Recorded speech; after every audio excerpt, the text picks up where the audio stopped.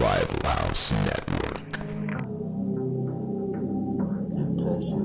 And don't like the brags, I don't like the boast. They like hot butter on the breakfast toast. Watching flicks, talking chicks, I like to motorboat. Can Riverman make it, yo, a check? Nope. So look at all these movies I got. Commenting like, should we watch them or not? And I know they just be acting for cash, but I still got one question to ask. Like, why'd he do that, do that, do that? If that was me, I'd be like, screw that, screw that, screw that. I'm an alpha, I'd eat through that, through that, through that. So why'd he do that, do that, do that? What's up, everybody? Week 3 of our Nazi November exploitation. Zach and Aaron are here. What's up? Yay. All right. So I got to tell you guys, I swear I think I'm cursed. Whenever I'm on time, there's always some tech issues. I've noticed that. Have you noticed that? I didn't notice that, baby. Whenever we're ready to go promptly at the time that we schedule, some fucking shit goes on, whether it's an internet connection, whether it's a Skype issue. I think you're a cursed boomer is what I think. You don't know how this shit works. You're a boomer. Yeah, that's just one more fucking internet like meme for Zach to just adopt and drive into the ground. Mm-hmm. The okay boomer thing. No, but it's not. It's sometimes it's me or my connection. Sometimes in this case it was a Skype thing, and it didn't last too long, thank goodness. But I think last time it was an Amazon thing, right? Remember Amazon was just fucked up, and it wasn't streaming. Look at Jeff Bezos. He's always letting us down. He's a boomer. Anyway, so we're doing one of the recommendations from our very own fucking David Capper. We included him. He's one of our own. He is one of our own. David Copperfield. Sensei Capperfield. Go ahead and explain the movie that we're doing, Zach, and if you've seen it or not. Yeah, so I realized that this fucking crazy boomer that I'm sitting here with, doing this show with, he wouldn't even be able to do this show if I didn't fucking carry him along. He fucking asked me a couple days ago, oh, what movie are we doing? And I said, Top Secret. And he's like, that's scary, but I'll go with it. And then getting ready here in a minute, like just a couple minutes ago, he's like, oh yeah, what's this movie we're doing? It's a surprise. I'm like, what? No. And he's like, you refused to tell me what it was. I'm like, no, I didn't. Yeah. I told you it was Top Secret. Went over my head because I literally thought he meant Top Secret, and because fucking boomer. Because Zach does that shit. He does like those, you'll see, and it's always like pink flamingos or something fucking wacky. So I thought that's what he meant by Top Secret on the low key. And I thought I was going to walk into some super crazy exploitation junket of a film, But hell yeah. Anyway, I guess we're literally doing Top Secret. But have you seen it? I have not. Okay, so we're both going into this fresh. Let's not waste any time. We're going to go ahead and get into it. I think we're just probably a second before whatever fucking logos appear, whoever put this thing out. Obvi. I'm a boomer, so I don't know what that means.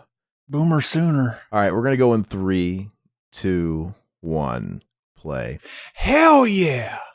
No, technically, I think just by a hair, I'm a millennial still. I'm a millennial. Okay, boomer, I'd say that too. No, I don't think I'm not by a hair. I think aren't millennials anybody born in the 80s? Right? I don't fucking know. I think it's late 80s. I don't fucking know. No, it's not late 80s. It's like 1980 or 81. I think it's anybody born in like the 80s. Generation X is before us, though. Generation Strange. No, it's I think they block them in 15 years. So I mean, it's loose. Like I don't know who the specialists are that decide what the bracket is or whatever, but I think the general consensus is in blocks of 15 years. So loosey goosey, baby. Gen Y or millennials are 1980 to mid 90s is what they say, like 95 or whatever. Why'd it go from Generation X to millennials and then Generation Y? What the fuck? Why'd they skip a letter? No. Millennials are Generation Y. Millennials isn't a technical term. Like it's just another way of saying Generation Y. Fuck it. It's so confusing. Like these fucking boomer memes. Like Gen Z is what we're on now, right? Isn't there one that's after Gen Z? Because Generation Z... But there's nothing after that in the alphabet. Nowhere to go. We just got to fucking end the earth.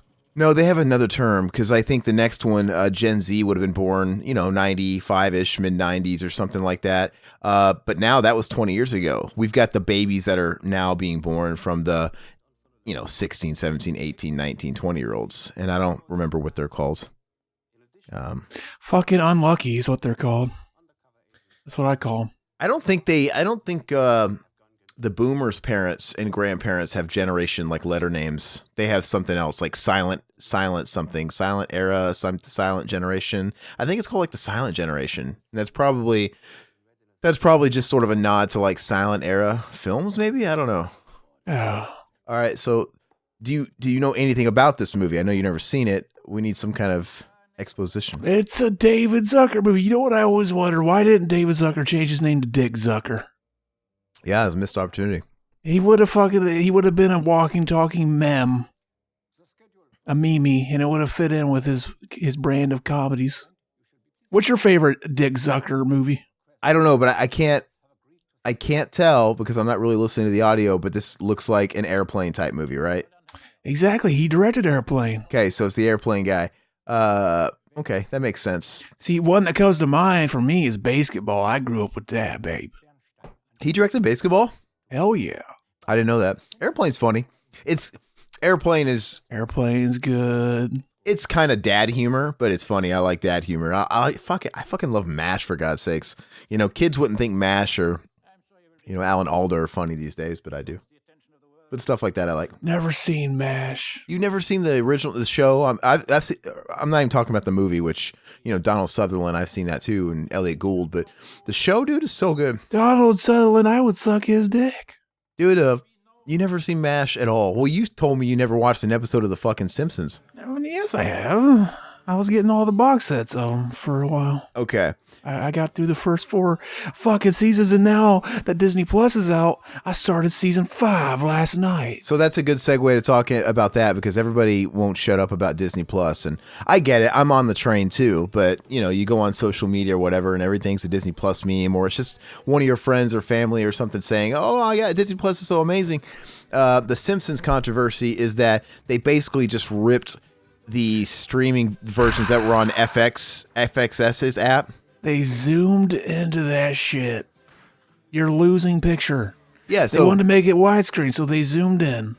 And they didn't fucking go through and strategically move it up and down to make sure everything important is getting into the picture. They just zoomed in and whatever falls in the center there, that's good enough for me. Hey, Peter Cushing's in this. Awesome. So this is also part of our Kilmer exploitation, huh? You think he's got more Cushing for the pushing? Hey, it's got Michael Goff. That's fucking Alfred, dude. Alfred, I'd suck his dick. Alfred Pennyworth of the Tim Burton Batman movies.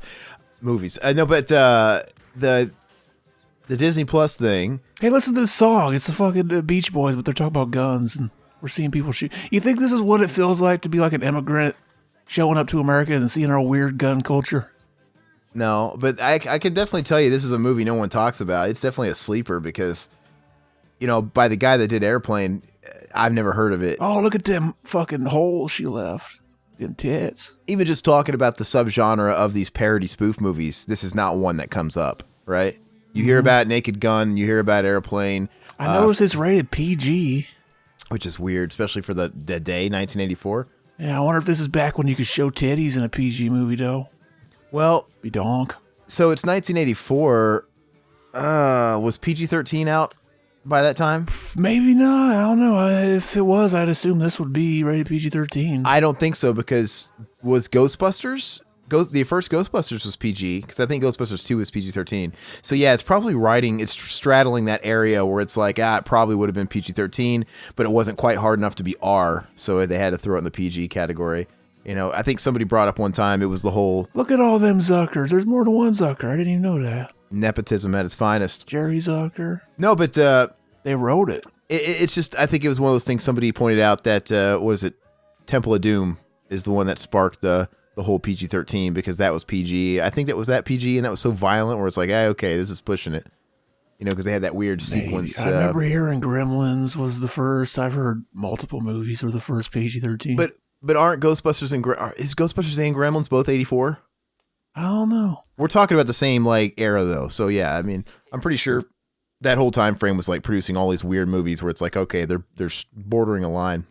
We're knocking 2 out of the park though. We did fucking Nazi exploitation and furlong exploitation. Now we're doing Nazi exploitation and fucking this guy exploitation. I forgot his name. Mac lookalike exploitation. Hell yeah. Speaking of boomer fucking, you look at Mac's Facebook lately. Yeah. It's not quite boomer memes, but it's just fucking memes. It's like not even good enough to be boomer memes. Like the fucking what's that bitch? All the boomers hate. No, not talking about that. Not talking about AOC? that kid. They were AOC? yeah. Not talking about that fucking kid and the climate change. No, it's like those memes that like if you had a friend like in 5th grade and then for a while he got into meth and you stopped talking to him, but you still have on Facebook. And every once in a while, you just post these dumbass memes. It's those kind of memes. I don't really get what you're talking about there, but I do notice, yeah, he's nothing but a meme page. It's unfunny memes. It's like kind of boomer memes, but not quite. Some of them are funny. I chuckle at some of them. That's because your humor sucks. I am above the par when it comes to you. Yeah, you don't really provide any feedback. You don't like any of his content or comment on anything. You actually don't. I don't think I've ever seen you interact with like any of his social media. Yeah, so you wouldn't even know that you two are related or friends or anything, or do podcasts together or talk on a regular basis because I'll get on there someday and say, "Fucking Mac, you are posting cringe. Literally, you are nothing but posting cringe these days." But he might say the same thing about you though. With your troll I don't post anything on there. You do troll posts. Well, no, you on Facebook. You blow up the comments is what you do. You blow up troll comments and you post the Twitters. Anyway, whatever. I mean, Mac loves the social media. It is what it is. See, here's the difference between Mac and people like maybe even Zach and me. But Mac is super welcoming. You guys could probably go follow Mac, add him on Facebook, be his best friend. He'll add every one of you. Just say you like fucking Chucky. And you're in like Flint, baby, right? You'll join his Chucky groups, his Puppet Master groups, and you're all good. Me, I'm a little bit more like private. I don't really I don't even look at my friend requests. I fucking don't talk to anybody. 90% of the talking I do is on this show, and it's only because I have to do it. I'm the same way. I mean, I post every now and a blue moon. I'll post like a picture, or I think I link my Instagram with my Facebook, so you'll get like pictures that way. But I don't really make posts. I don't really make headlines. I don't do any of that stuff. I don't even like to comment because I don't want my. I'm gonna say I don't like to come. I love to come. I love to come, but I don't want to comment on stuff. Even though I itch to come. I'm sorry. Fuck comment. Itch to come. I'm itching to come. No, sometimes I have a hard time holding back. I'm edging. I'm edging from jumping into some kind of, dialogue that's going on Facebook or whatever. But I don't, because I think about it and I'm like, well, I want to say this, but is it worth the onslaught of notifications I would get from other people that I could care two shits about? What are you going to do? You going to change somebody's mind? No. You're not going to change it. You know what? No, you're not going to change anybody's mind. You're just going to start an argument and it's going to be a big back and forth. And then the thing is I'm one of those guys anyway that if I'm sitting down with you face to face, or we're talking on a podcast or whatever, sure, I care about your opinion and I want to hear what you have to say to rebut whatever I'm going to say, and let's have discourse. But on Facebook, no, if I wanted to say something, I kind of just want to type it and then walk away and never look at that thread again. But they won't let me because it'll blow up your phone. So I'm like, it's all right. I'm not gonna say anything. The best is when people post just shit that's just demonstrably untrue. And then you try to speak some facts to them, and then you ever hear the blowback, or what's that fucking thing they call it, where it's like, oh, the more facts you show them, the fucking more they dig in their heels and they refuse to change their mind. That's the best. That's donk. Well, I know the term blowback. I mean, it sounds like it's used appropriately, but that's what I do whenever they suck my dick. Yeah, blow in their face. We never finished. Dank meme. We never finished the Disney Plus stuff because I wanted to address something. So The Simpsons, that is unfortunate because Zach's right. They zoom in, they crop it. Simpsons, the big controversy is that, a lot of that stuff's visual humor, like a lot of gags in the backgrounds, those like little cut scenes and shit like that, and visual, like Family Guy ripped off. For a lot of stuff, it's pertinent. These chicks are ugly. That one in the back looks like China. She got pimples on her ass too. But no, yeah, how could they be that lazy? That was one of the biggest things that they marketed. Oh, we got The Simpsons and that's coming. Like they had separate marketing and advertisement with Homer Simpson and all the Simpsons wearing the Mickey hats. Ridiculous. Probably thought no one would notice. They're fucking boomers. They run that website. They literally had like Simpsons custom commercials with the Simpsons and stuff like that, having Mickey hats. Like they went the full 9 yards and extra distance on saying, hey, we got the Simpsons first day at launch. Maybe if we bitch about it enough, they'll fix it. They'll put both versions. They literally took the same versions that were on, because they have other shows. They didn't do that to every show, right? They literally, I don't know how easy it is, but they literally took whatever source FXX was, because that was the only place you could stream them before. You'd have to pay for like just streaming the Simpsons on FXX's app. They literally just took whatever the hell they use and just transferred it over, which is fucking lazy as shit. And it's a shame because, I mean, there's a lot of good stuff on the service, but... Hey, he's that motherfucker from, that goes with Ace in Ace Ventura When Nature Calls. Is it? I'd suck his dick. Yeah, the guy sitting next to him on the plane and shit. Yeah, I guess you're right. Bat droppings. Oh, yeah. No, but for me personally, I know there's a lot of good shit on there and they have a lot of good properties, but for me, The Simpsons was what bought me. I'm like, I don't need to see anything else. $6.99 at least to start, because they're going to jack up the price once they've got their initial first adopters all in place and they're not budging and they feel like they need to cast the net out more. Like, okay, we're going to start adding more of the Fox content and stuff like that, and we're going to get more people in. Then we're going to jack up that price. It'll eventually be in league with like Netflix. It'll probably be like $12-13 in the next few years. Did you see what fucking Netflix did in response? Yeah, Nickelodeon, nice try. Oh, I'm all about Nickelodeon. Fuck Disney. I didn't watch that shit. I mean, that's cool, but Nickelodeon is owned by Viacom, isn't it? Viacom owns... I know they own MTV, so it's like bring on Beavis and... They need it as much as they can handle. Like if they, because come on, they got to combat Disney. We need fucking more seasons of Are You Afraid of the Dark? Fucking... Look, so all I heard was that they're teaming up with Nickelodeon to produce new original content. I don't give a shit about that. Are they gonna front load and give us all the retro content? Give us every season of Ren and Stimpy, every season of Doug, every season of even Deep Dive, man. Let's go into You Can't Do That on Television, Nick Arcade, all the stuff that was on. What was that? What would you do? What would you do? What was that? Was it Noggin? Is that what it was called? Where they had like the retro Nickelodeon stuff for a while? Yeah. I don't know if they still have it or not. That was always like that was their own channel, and they had Degrassi. That was like, and Drake was on that. He played a wheelchair boy. But yeah. I think that was... He played a Crippy boy. But maybe it's not Noggin then. They had some kind of sub-channel where they had all the retro stuff, at least. It was Noggin, but at night it became the 90s or all that. All right, okay. So, I don't know if that's still around, because I think it was always like a digital cable or like a satellite channel or something like that. But, yeah, they need to come out hard. I still don't think they can compete quite with Disney, but if they really, really exhaust the entire Nickelodeon, Viacom, MTV library, and, that mixed with the Netflix original content that people like, I think people will still keep Netflix. I still think it will be down to Disney and Netflix, because I don't know, Disney's cheap enough, and maybe it won't get to be as expensive as Netflix, because the thing is they own all those IPs, right? They're not paying for licensing to carry these shows or whatever, because they said that these shows aren't going anywhere. We're not going to have the monthly revolving door of content. This is a home for them to stay, which makes sense because it's theirs. They don't have to pay. They're paying for bandwidth, I guess. That's it.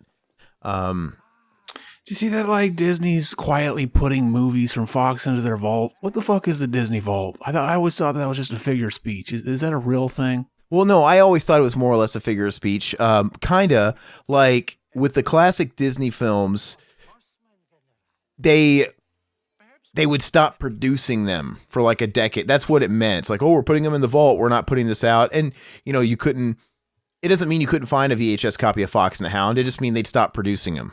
And then maybe eventually, if the movie was popular enough, you wouldn't be able to find new copies of it. And then, of course, inevitably, you'd have 10 years down the road an anniversary edition or something. I think it's a little bit of a mix of both. So yeah, it is time to take fucking Freddy Got Fingered out of the vault. We need a fucking Blu-ray, fucking 4K Blu-ray, all this. Fucking, that'd be donk. So put it in a box set, make it look like a sausage or something. what are they going to do with all these Fox properties? That's a good point. So first of all, on the streaming side of it, have the interface? The interface is really clean. You know how it starts off? It's got all the categories, Pixar, Disney, and you can, narrow it down from there. I think that's really clean and it's really easy to navigate. But there's no Fox button. But you'll know, so it's like, oh shit, is there no Fox shit on here? But if you do a search, you'll find Home Alone. You'll find Home Alone, Home Alone 2 on there. You'll find a lot of the all the kiddie movies. Yeah. So it's scary. So it's like, so my thing is, there's not a single R-rated movie on this thing, right? And I'm wondering, I mean, that's only going to help fucking Netflix thrive, is if they don't put any R-rated shit on there. But to me, it just sounds like sitting on capital. Like, there's no way they bought out Fox and they're not going to milk the Die Hard franchise, the Alien franchise, the Predator franchise, and not to mention there's other like standalone Fox hits like Mrs. Doubtfire, and they've been around for like what, fucking 100 years with all the Golden Age movies, Fox, right? Before they were ever a TV network. There's so much shit, old westerns and stuff. So it would be so silly not to sit there and put. So I'm wondering if maybe they're waiting until they start implementing the non-Kitty Fox stuff to actually implement a Fox button. For now, it's just like, hey, this, having we can't not have Home Alone in there. We can't, because it's Christmas time. Let's put it in there. We can't not have The Simpsons because we promised it. So people will find it. It's like, we don't need to give them their own like category just yet. But like, maybe they're holding that stuff. Maybe they're holding that stuff to, like I was saying, where they don't need it right now. Everybody's jumping. They said 10 million people subscribed to Disney Plus in the first day, right? So it's kind of a runaway hit in that regard. So maybe they're waiting for that immediate install base to sort of top out. I say we all just, we let them know. Like we all fucking get rid of Disney Plus as soon as we had to start paying for it. And then when they ask why, we're like, you don't got Freddy Got Fingered on there though. Wouldn't that be crazy if there really was like a mass exodus? Everybody quit after the 7-day trial. Like everybody on the 7th day, we all just fucking stopped and didn't renew. And we all say the same thing. No Freddy Got Fingered, no dice. But anyway, they don't need it. They don't need all that extra shit now. So it makes sense why they wouldn't load it with everything they got. So maybe once, the first quarter passes and they've acknowledged their early adopters and they're like, okay, our early adopters are in place. Numbers have kind of like plateaued. Now we need to like add more stuff to get more people. Like now let's add the adult stuff. You know what I mean? To lure in different market and stuff like that. So I'm hoping that's what they're doing. I mean, I'd be all right with that because they have more than enough to keep me busy. I mean, I'm fine. Because it's a nostalgia trip right now. For right now, it's just going through nostalgia. That's all it is. Like, holy shit, you remember that old Disney Channel movie? Holy shit, you remember that old cartoon? The Gummy Bear cartoon? Holy fuck, what is this? Stuff I haven't thought about in years.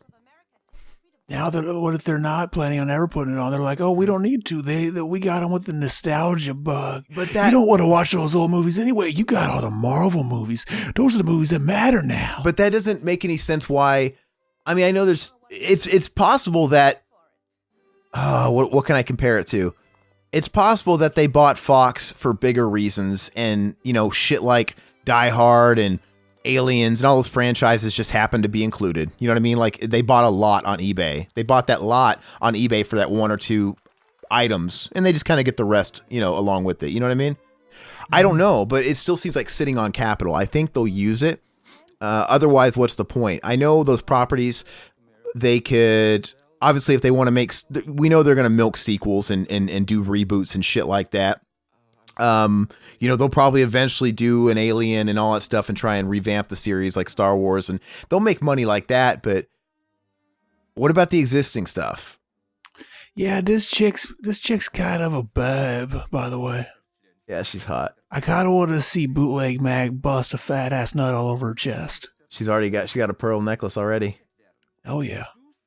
So yeah, anyway, I don't know. It doesn't make any sense. I mean, they can make more money by making these new flicks in the future, off established franchises, but they're just sitting on old movies like Die Hard with a Vengeance and Aliens and all that stuff. Like the only revenue they're really going to make is putting it on their streaming service, so I don't understand why they don't. And I think it's just a matter of time. They're fuckboys. Dude, Val Kilmer's wearing shit tons of makeup. Is he? Dude, look at all that makeup on his face, dude. He's wearing more makeup than the girl. I never notice. You don't look around his eyes. His face is like pink. You're not supposed to notice that. They should fire. Nah, his fucking makeup. His guy. makeup is heavy. Like he just heavy low. Heavy low. Like his eyes have like he's got some eyeliner or something going on. Guyliner.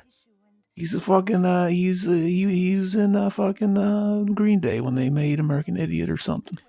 Do you know they're like, I don't know if it started or if it's to be, but Green Day's doing a stadium tour with like fucking Fall Out Boy and Weezer, like a triple package. And I'm like, Weezer. But I'm like, God, this is like awesome for anybody that loved that shit 20 years ago, because these are all just, I don't know, it doesn't sound like a good time to me. Yeah, I saw somebody put out an article saying emo is not dead, and people were like, what? None of those bands are emo. Well, the fuck? Emo, that's the thing Matt keeps alive on his fucking pages. He's all. What's the best Weezer album, by the way? I don't like Weezer. Blue Album or Pinkerton? I don't like. I think Pinkerton's the big favorite. But I don't like it. I'm not a Blue Album, probably. I'm not a fan. Fuck boy. I'm just not a fan of Weezer. It's not really my thing. And Blue Album is good front to back. Pinkerton, it's spotty the first half. The second half is dank AF, though. Doesn't Pinkerton have that that song?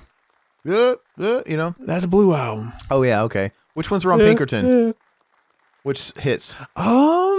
Fucking well, that song from Angus was a B-side from Pinkerton. You gave your love to me softly. Pinkerton was the debut, right? No, it was the second album. Fuck. Okay, see, that shows you how big of a Weezer guy I am. But I don't know. It's not my thing. And when they were real popular, like when I was in fucking high school, like freshman year, 8th grade, I don't know. It was, I have more of an open mind now, but back then I was just discovering my musical shit, and I was into like heavy stuff.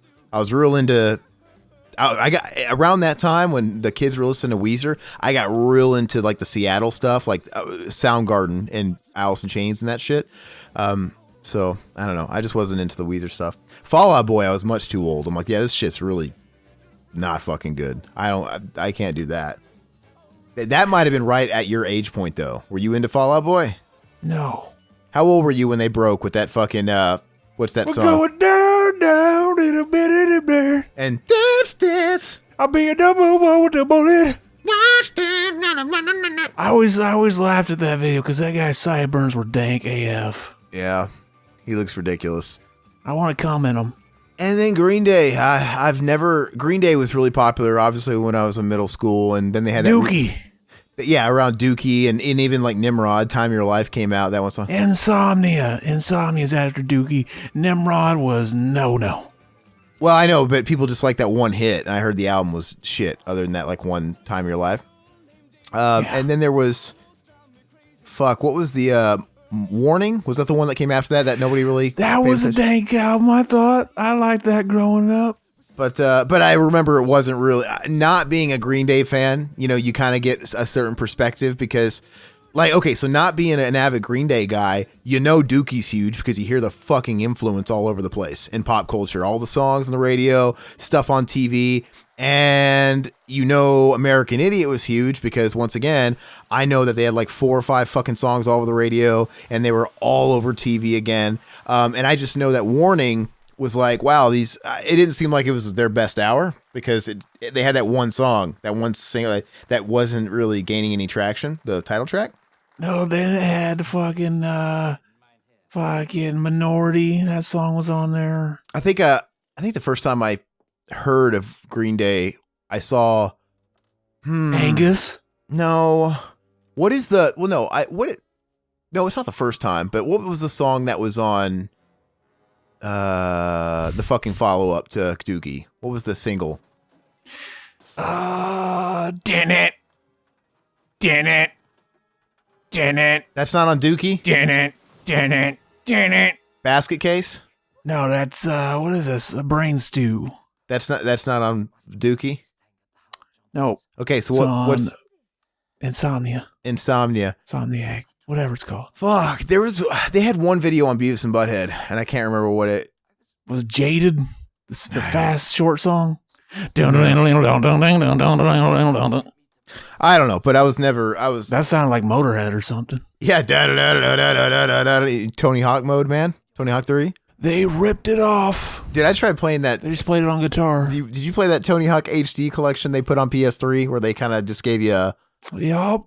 I don't know how I felt about that, where they just kind of gave you like a best of, like remix of the best of the levels. I mean, it was fine. I had fun playing it. But I noticed playing it in 1080p, and I don't know if it was probably a better frame rate. Dude, it made me nauseous. Unlike the PS2. Because you're a boomer. Unlike the PS2 games, maybe. But probably 60 frames a second is not, you can't get used to it. Look at them tits. Yeah, she's bent over, man. She's all ready for you. You should have been like... Dude, it's true though, man. I don't think I'm a fan of 60 frames. I'm just not. It's passable in some kind of games, obviously. Like in like the games. You don't think fucking Metal Gear Solid 5 just looked smooth as butter? No, that game didn't make me sick, but I think that's due to the it's not third person. What the fuck would you call that? The over the shoulder. Just the way the screen moves, it's like it moves with me, you know what I mean? But if it's got a free roaming camera, like if you were to put Mario 64, like if you were to remake that and have that sort of camera, it might make me sick. All I know is I can't stand first person shooters for some reason. They make me fucking sick. Maybe you need to fucking take down the sensitivity on the fucking Y and X axis. I don't know how to do that. I need to look into it. I wish I could descale on that. I wish that would be a setting in games to turn down the frames. I don't think it is, but I would do it. No, I don't. 30 frames looks just fine to me. I get why they do 60 frames. The only time I can really tolerate 60 frames is when it's a game that doesn't really need it. You know what I mean? Mm-hmm. Like, I really want to play Medieval, right? That's probably 60 frames, but it doesn't need to fucking be Medieval. I get why they want Mario Kart to be 60 frames. I get why they want like a high-octane shooter. Doom, man, I want to love that game. I still haven't been able to get all the way through it because it's like, fuck, it's just so crazy. It makes me nauseous, man. They got shit coming at you every way from Sunday. And I still haven't played and beaten Resident Evil 7 because it just made me nauseous. You're like fucking Filbert. Yeah. Oh, yeah. Did you watch that Rocco special? Did you watch that Rocco Netflix movie, by the way? Hell yeah. What'd you think about that modern twist with the tranny? The son. I thought that was fucking that was the cleverest thing in the show, and it was great because everybody was pissed off about it. It was interesting because fucking frogs really do that in real life. They could just their gender could just switch. Yeah. Hey, that's why we had that issue in Jurassic Park because they used frog DNA to make the dinosaurs to clone them, right? And yes. And then they were changing sex and they started having babies. BD Wong showed me that. Hell yes. Would you change sex if you could? No, I'm all right. Why not? Why not? Just to have a pussy for fun. Okay, no. You get fucked in it. No, it's all right. Your cave flooded with jism. I'm good. I'm all right. Oh, I'd be looking at myself naked all the time. Hey, sticking all the things I could find up there. You brought up Freddy Got Fingered, and it made me want to bring something up as far as the Disney thing goes. Fingered. Yeah, okay, you get fingered in your faux pussy. I get it. But listen, now I refuse to believe that they're just not going to do anything with popular franchises Fox had. Like, they're going to take advantage of Alien and Die Hard, eventually Predator. But I bet you some Fox movies are obviously just sort of like included in the package deal that they'll probably just bury. I mean, they're not going to resurrect fucking Freddy Got Fingered. They're not re-releasing that movie. That's because they're beta. I'm pretty sure, it's just like if somebody wins like a home auction, somebody's like auctioning off an estate, right? And you kind of get everything that's in the estate. Mm-hmm. Or Storage Wars, right? Where someone auctions and bids for the storage container. They don't know what's in there. Mm-hmm. Or maybe they know something's in there they want and they bid and they win it, but they don't want all the other fucking shit. They just wanted certain things. So they're going to sit there and just throw out all the bullshit. I don't think Fox is going to do anything with Freddy Got Fingered. I think there's plenty of stuff they might just bury, unfortunately. And should bury themselves, fuck boys. Yeah. Do you hear how they like shit on like smaller chain theaters by like Yeah, you can't fucking show any other movie. If you have 2 screens, you got to show our movie on both of them. No. They do weird shit like that, yeah. Wait, what? No, when did they say that? To any like smaller, like mom and pop fucking theaters they put out. Like if you got 6 screens or 8 screens? Yeah, they got to show on every freaking one of the screens. Or we're not going to license out our movie to you. No, I haven't heard about that. I've heard about them strong arming people though. Wasn't that a thing with Wasn't that a thing with which Tarantino flick was it? I think it was Inglourious Bastards. No. It was Django, because he was on Howard Stern. He did an interview, and there's a theater in Hollywood, I guess, that they promised Tarantino. I guess they play movies in full like film. They don't do digital shit, and it's all that stuff, right? And he was going to have the premiere at this theater in the classic and the real and all that stuff, in the way that he always wants his films to be interpreted, because he's super old-minded. Anyway, the theater pulled out at the 11th hour and said, we can't do it. And he wasn't necessarily upset with the theater, because what happened is Disney strong-armed him. Disney said, if you don't, I don't know what it was. It was something to do with what you're saying. I don't know if they had a couple of movies in the theater, or if they had a problem with Tarantino's flick altogether, and they were also showing like the newest Pixar or whatever it was. It was Star Wars or something. Who knows what it was. A big fucking tentpole movie of Disney's. Anyway, they stepped in and said, no, you have to cancel that, because we're doing this. And if you don't, you can't carry our movie, like a Star Wars or whatever it was they were promoting, at all. So they kind of put the theater in this tough situation financially, right, to back out on their deal. You gonna tell me I can't show Star Wars or the inevitable 8 different versions where you add different fucking creatures into the fucking movie? You know, it's like it's them throwing their weight around, and it's kind of inappropriate, saying, look, no, you need to fuck off on this deal. We're coming in and we're taking that theater. And if you don't comply, we won't let you have fucking Avengers at all. And that's like revenue. So yeah, I've heard about Disney doing shit like that, and it's bullshit. So what you're telling me about the screen stuff, that's not surprising. But yeah, that's another thing that people were talking about. The new fucking A New Hope they changed the fucking movie again or something. Again, yeah, I don't. It's the who shot first thing that people always bitch about. I don't know what they did. Hopefully they fucking put it to rest, and fucking Solo just pulls his cock out and shoots that first all over the fucking little green bastard. Fucking fills him with goo. Yeah, I don't know. But sticks him to the wall. Yeah, with the Netflix thing, man, hopefully, like I said, Nickelodeon isn't nearly the powerhouse Disney is, but hopefully they come out swinging with it. And Nickelodeon, they own Turtles, right? Please, put all the old shit. Don't give us new stuff. I mean, I'm all for that too, because the Rocco... They just greenlit a new Turtles show on Netflix. Yeah, fuck that new shit. I want... Upload all fucking 10 seasons or whatever it is of the classic show. Do that and do your new content. Upload all do that so we can watch it for 5 minutes and be like, this sucks. It's not how I remembered it. Fuck this old shit. That's all Disney Plus is.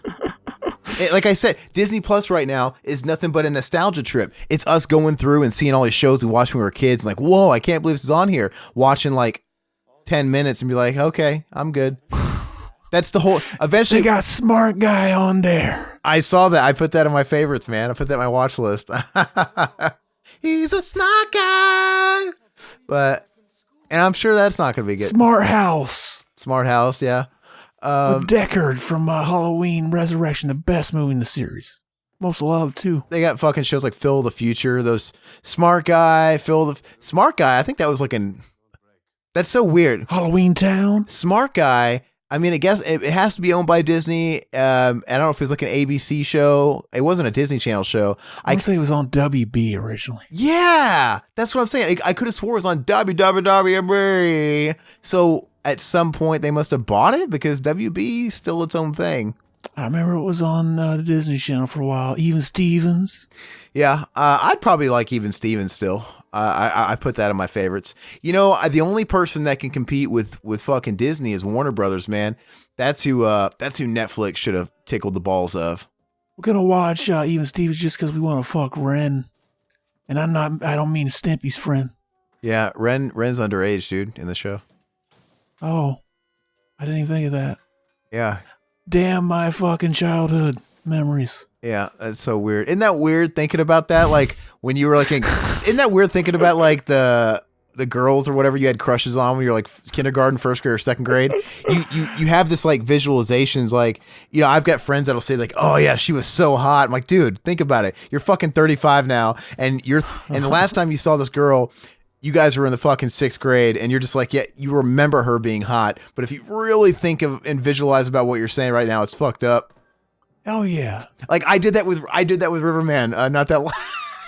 I did that not that long ago, but it still works for me because the chick's still hot. The chick from Cousin Skeeter, she got hotter. Riverman, I was telling him this story, I think not that long ago, where in middle school, right? You know how there's always like the it girls, like the main girl, like holy shit, like she's like the shit.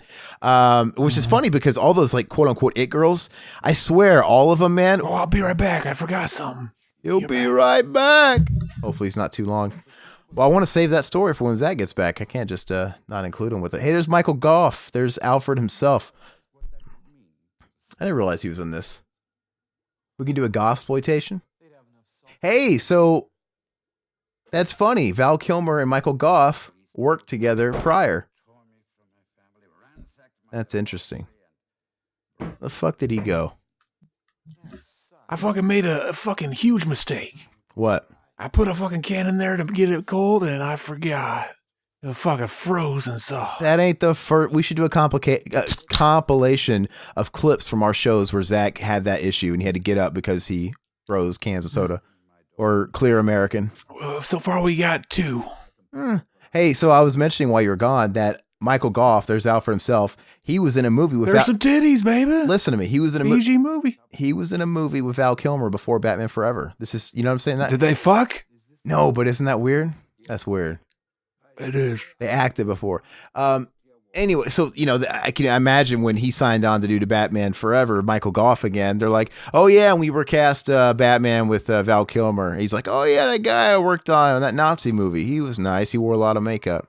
Yeah, we got drunk one night. I stuck my dick in his mouth, and like we promised we'd never talk about it again. Hey, so and it was really fucking easy to not fucking have to talk about it because we never saw each other until you guys fucked it all up. I held off on making my point and telling a story because you weren't here. But let me go back to it. We're talking about how like you remember girls from the past, you know, when you were all underage. Okay. Yeah, I fucking left for a reason. I got a warrant. No, I'm joking. Go ahead. No, so Riverman had this issue, I think. What was it? I was telling him this story where, and I was saying how it's funny how like the quote unquote it girls of middle school or high school, it's funny because they might have been top of the food chain then, but I swear if you look them up after high school, they all like started having kids immediately and they all put on a whole bunch of weight and they all just like don't give a fuck anymore. You know what I mean? Like, oh, what happened to you? And it's actually the backwards for a lot of girls, man. There was a lot of girls in middle school and high school that were, you know, wallflowers, right? And they were quiet and shy, and they just fucking came out of their shells, man. They're just totally banging now. So it's really interesting how that works out. But anyway, the it girl of our middle school, she was one of those girls that smoked, right? I didn't smoke. Anyway, I had some friends that would come and they knew my parents smoked, and they would get me to give them cigarettes. And I didn't care. I'm like, I don't give a fuck. Yeah, I give my buddies cigarettes. Your mom and dad worked hard to fucking buy those smokes. Yeah, my mom would always fucking leave cigarettes in her car and stray cigarette. So it wasn't hard. I mean, it was stuff that she'd never miss. She always lost that stuff. So I'm like, yeah, go ahead, fucking have at it. Did you sell them? No, I never sold them. I did trade my dad's marijuana for porno magazines though. Donk. But I'll get to that. Have I told that story? I've told that story. You should have fucking got the pornos, took the weed back, and then smoked the weed and watched the porn. Have I told that story, the porno? I think you did, yeah. Yeah, I might recap that in a second. But the cigarette thing, anyway, I got a phone call from this girl one day, and like she gave me her number at school, and she calls me. She got some big old titties. Dude, like I said, I'm not going to fall victim of this trap. Okay, oh yeah, I wish I could just come on. I'm still like, what? No, anyway. She came over with her best friend at the time, who was also, you know, one of that clique, and she wanted me to give her cigarette. I didn't have any cigarette. No, I think I might have been able to score some, but anyway, she said she would suck my dick. Fuck yes. She said that she said they would both give me head, but she said she would suck my dick for a pack of cigarettes. And I'm like, to be honest with you, man, I was like 12 and I was scared. Like, I gotta go. Fuck up. Yeah, I fucking flaked. I'm like, and I think I was feeling inferior because this is around the age that I think I've kind of told this before. I couldn't really ejaculate until the next summer. Right? I did. So, so you could, the joke would have been on them. They would have been sucking for a long ass time. Yeah, that's right. I really would have made them work for it. But no, this is the previous summer. So it's weird. I was at this weird age where I had all the urges and all the hormones, but I couldn't actually I couldn't actually shoot anything. And so I didn't really know how to masturbate right. I'm like, what, am I fucking doing this wrong? Am I not, I was fucking 3-liter bottles and all kinds of stuff. I was trying, I was giving it my all. And that was already bothering me because it's like, you had friends in middle school saying like, oh yeah, I could fucking come. Yeah. Ooh, I could. It's so weird. Hell yeah. Because in middle school, nobody was having sex really. In high school, people in the locker room lie about nailing chicks. In middle school, since you're not quite there yet, everybody's lying about fucking ejaculating for some reason. It's really gay now when I think about it. Because I remember like, people and guys in my circle were literally bragging about and boasting about that shit. Like, oh yeah, fucking. Man, I can fill up a fucking whole mason jar with my cum. Yeah, it's like I come so, but I can jack off and I come a lot. Yeah. Oh, you can't fucking shoot ropes, bruh. I'm a big cummer. Yeah. Anyway, so I felt inferior because they were fucking lying about stuff. I still couldn't do it yet. So anyway, that was around the time when they made that offer. And I'm like, I flaked out. Like, little do they know, I probably can't. And I'm like, it was that whole inferiority complex thing. And I did it. I was telling Riverman this story. Riverman knew about it at the time, but I was telling him this story again, like not that long ago. And he did that whole thing where it's like, oh, you're crazy. Like, like, dude, you're the one telling the story. You could easily lie about it now. I took him up on that offer. I destroyed their throats. Her friend did join in. I'm not somebody that's gonna fucking lie for shit. Like, I'll be the first to admit, like, that night I probably went back to lubing up a 3-liter Shasta bottle with some hair conditioner and fucking that till I didn't come. I'd have been like, oh, she was sitting there, and the other chick's just sitting there fucking teabagging my ball sack in her mouth. Same time. Yeah. But, donk. Anyway, so yeah, it was funny. We kind of have that mindset sometimes, and it's really weird to think about. But yeah, the porn story I told you, man, I never sold, I wasn't like outwardly like advertising it. Just I had a couple of friends that hung around me a lot, and they lived in the neighborhood, so they knew my parents had certain stuff, and I had certain stuff in my grasp, my reach, and so whatever, if they asked, I really didn't give a fuck. I'm like, yeah, sure, why not? Here you go. There was no peer pressure. You should have fucking sold those cigarettes, but the cops might have found out and put you in a headlock and killed you. Yeah, but the only time was the weed, man. When my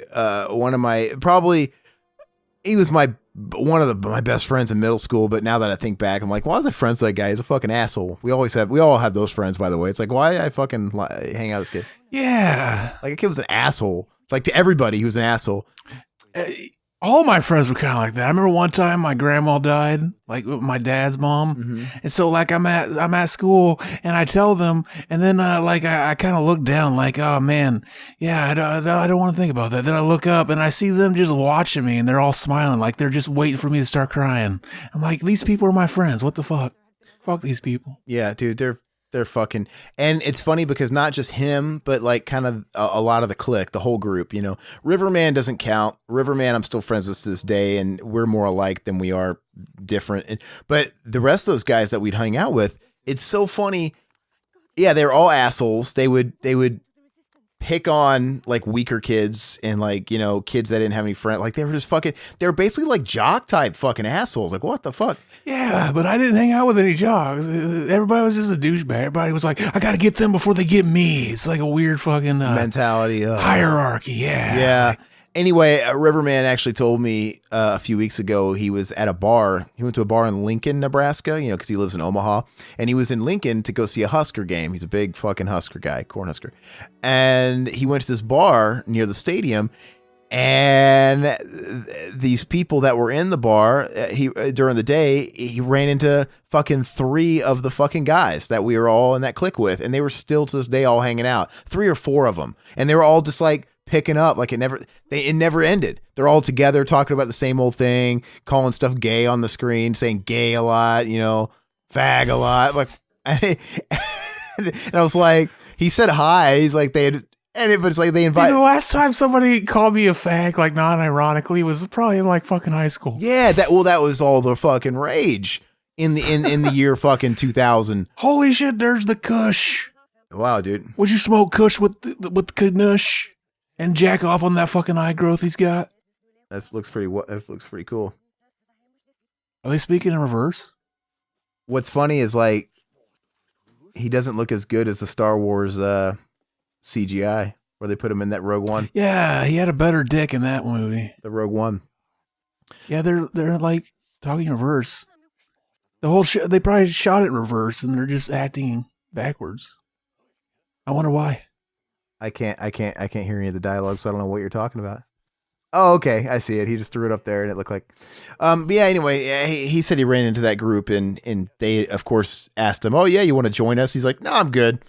He's not. It was cordial, but it's like I'm good, man. It's so funny because I don't think any of those guys. I'm not sure any of those guys actually have kids, so it was probably easier for them to kind of stay in that headspace, that mentality.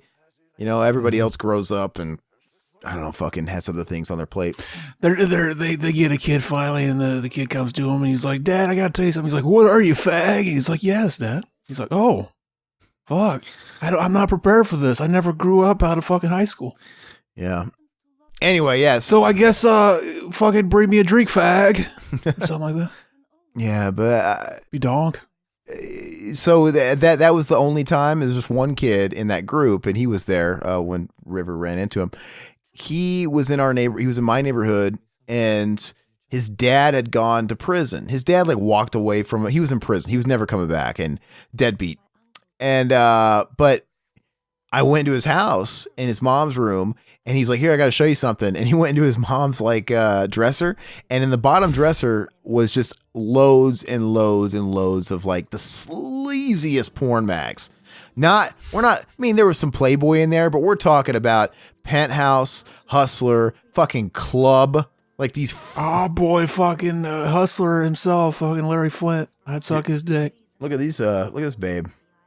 Yeah, is this fucking Blue Lagoon? Are we gonna see Brooke Shields' tits? Fucking 13-year-old tits? She kind of looks like Valerie Bertinelli. Who dat? Wait, is that Valerie Bertinelli? Is that Alex Winter? I don't know. But who's Valerie Bertinelli? Where's she from? She starred in One Day at a Time, and she was Eddie Van Halen's wife for years, and she married him in 1982, and that's what she's really famous for as well. And Eddie Van Halen's fat ass son who took over bass in Van Halen, that's their love child, Wolfgang. Oh yeah. Anyway, so yeah, he had this treasure trove of porn. Now me being fucking 11 and 12 and. Yeah, I was all about it back then because I had never seen anything like that. And like I said, this wasn't no Playboy. This was and that's what he even said. He's like, "Oh yeah, there's Club." Dude, have you ever heard of Club magazine? I don't even know if it's still around.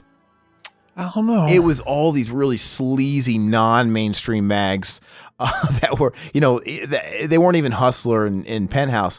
He's like, "Oh yeah, it's I got the one, those are the good ones. They got the open coochies." I'm like, what? Hell yeah. I'm like, open what? Spreading it. Yeah, it was, but it was real. You could just hawk a loogie in that pussy. Anyway, he's like, yeah, it's if you score me a little bit of your dad's weed or whatever now and again, I'll give you the stuff. And I'm like, well, I can't just take it home with me. That's a little, obvious. So what he did was he worked out this little arrangement where I would probably the day before I'd give him a little bit of stuff when my parents weren't home. And then he would get home before me in the neighborhood because I took the bus. And before I got home, he would leave me a porno magazine underneath the rain gutter where it drips out, on the ground. You can lift it up. Mm-hmm. And he'd leave one under there, a little hiding spot. So I'd come home a subscription or something on Monday. And I'd go to the side of the house, lift up the gutter on the ground, and there'd be a fucking fresh nudie under there. And it was so crazy because Nudie Magazine Day. And it was especially easy to get away with too, like in the winter time because we had snow everywhere. But under that gutter, there ain't no snow. And he sit there and put it under there. And what if your dad found it? He fucking found out you're stealing his weed. He fucking shoots his nut in the book and writes on it with his semen like, "Stop stealing my weed, bitch." Dude, my fucking dad never. With some glitter on it. My dad never lifted a finger around the house. He was that guy that let shit break and never got around to fixing it. He certainly wasn't going near no fucking gutters, man. Right? Hell yeah. Anyway, so when I would take the magazine, that's where he would drop it off, and I would take it inside. I would then add it into my closet, to my collection. I amassed a collection at a point, and I would put them in my Sony PlayStation 1 box.